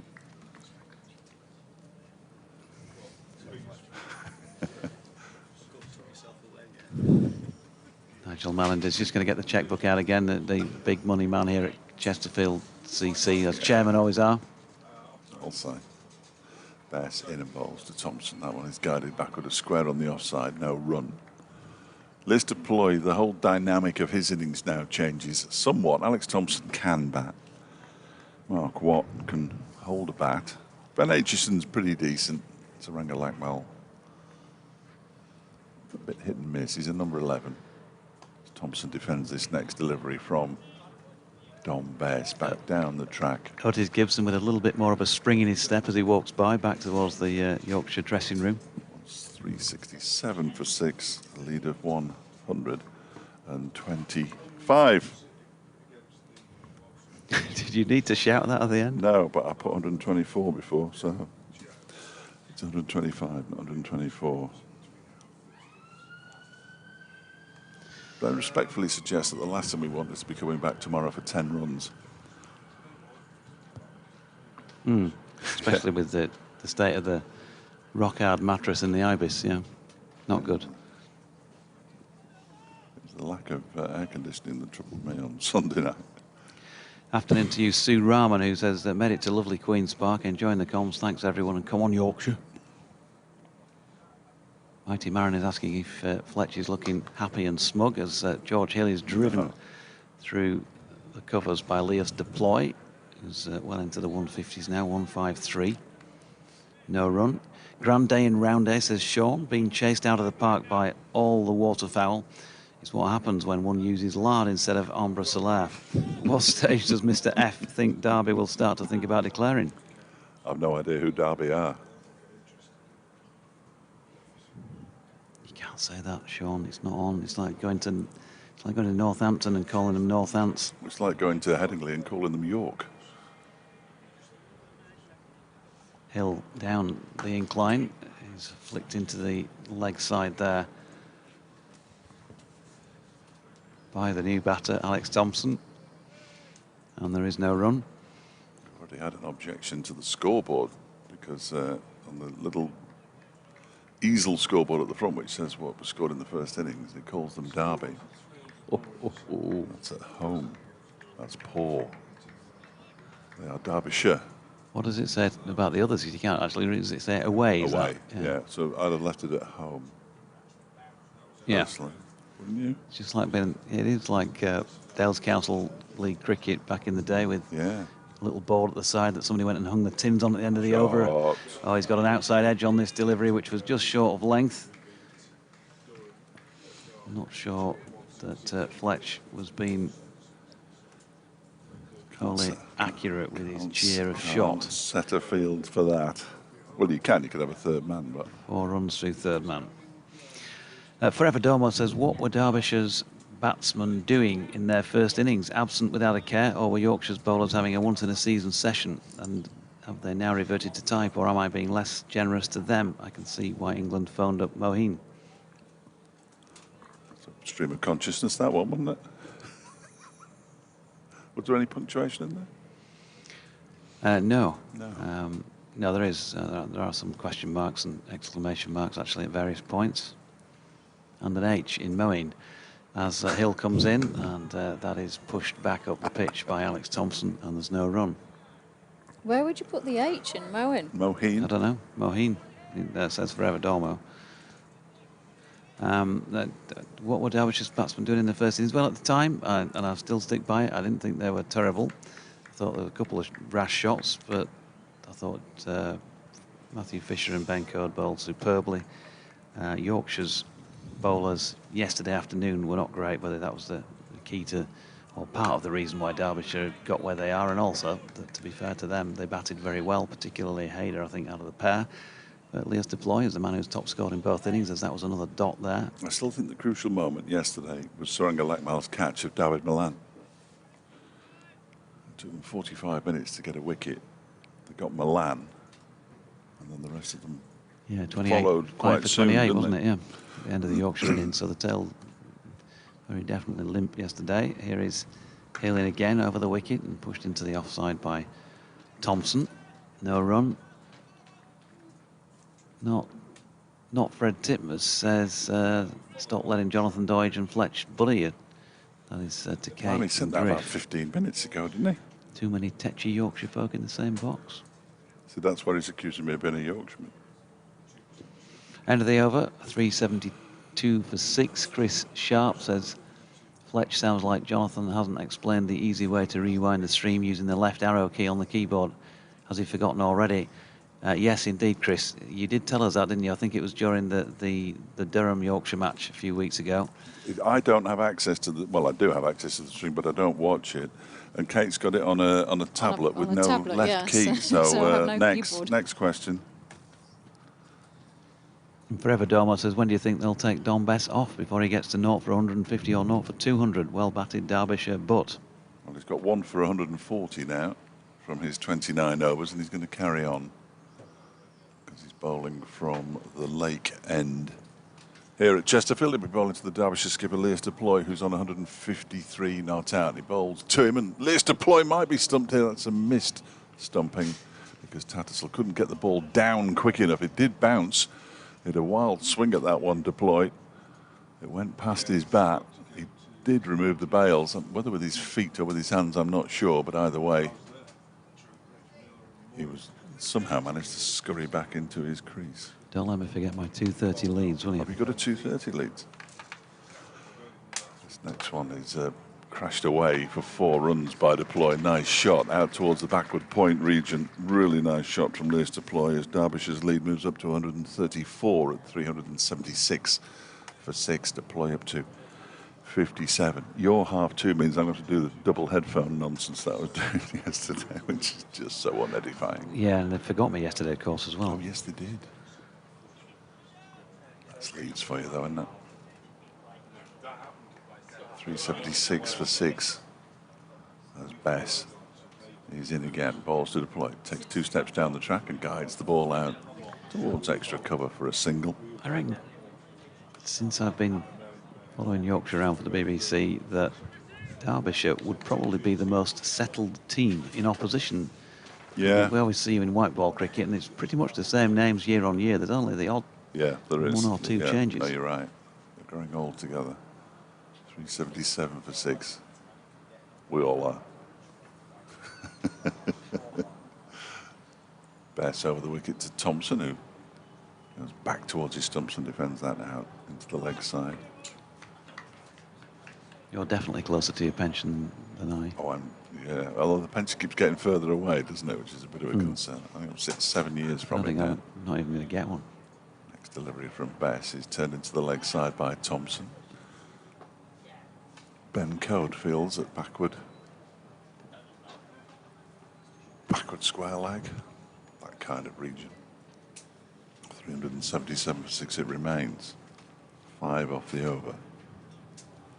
Bess 1 for 145.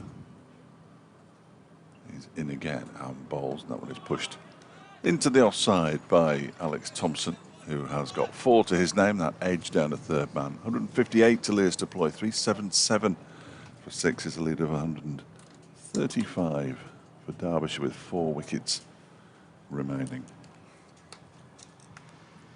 So I will issue the apology now for the 2:30 update that I have to do, because they will ask me a question, which is perfectly fine because I'm on the radio and you won't be able to hear the question just before we get any more complaints. George Hill going to continue from the pavilion end, where he got one to really take off just after they changed the ball in the 99th over. We're now into the 103rd, and Ben Code has made a bit of a meal of a piece of fielding from a push to mid-on by Lears deploy, and has therefore allowed him to get through for 1. Takes a single off the first ball of an over, Lears deploy. He's always doing that. That's what I heard. I asked Ben how his profit making had been at Ripon Racecourse, because it's a local racetrack he likes to visit now and again, and he said, rubbish, because your tips are rubbish, Dodgy. As Hill is in, and that's pushed into the offside by Alex Thompson. How tall is Alex Thompson? Fair, though, isn't it? Got to be 6'4", something like that? Yeah, 6'5", I think. 6'5", yeah. Yeah, he's a tall man. I had a wander around with Graham Hardcastle this morning, a couple of gentle laps while everyone was warming up before we came on air. Just our little commentators warm up, Yeah. journalists warm up, and the lads down the far end playing a bit of volleyball over the net, the Derbyshire boys. A lot of fun, bit of banter. I know that's a dirty word in some parts. Here's Hill again, and that's an attempt to flick to leg by Alex Thompson, but he missed it, wrapped him on the pad. The appeal was very much more hopeful and confident, and not out, says Chris Watts. And some good touches as well from the lads. Brother. Yeah, somebody shouldered it over the net. That was a bit sort of Pelé style, really. Maradona.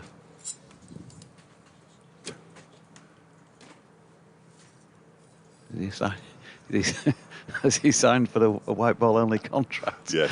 A larger white ball only contract as Hill is in, and that's pushed onto the outside. Sunday. By Thompson, there's no run. Trying to attract a few extra through the gate. Come and see Pelé. That will be something. And that, talking of naming conventions,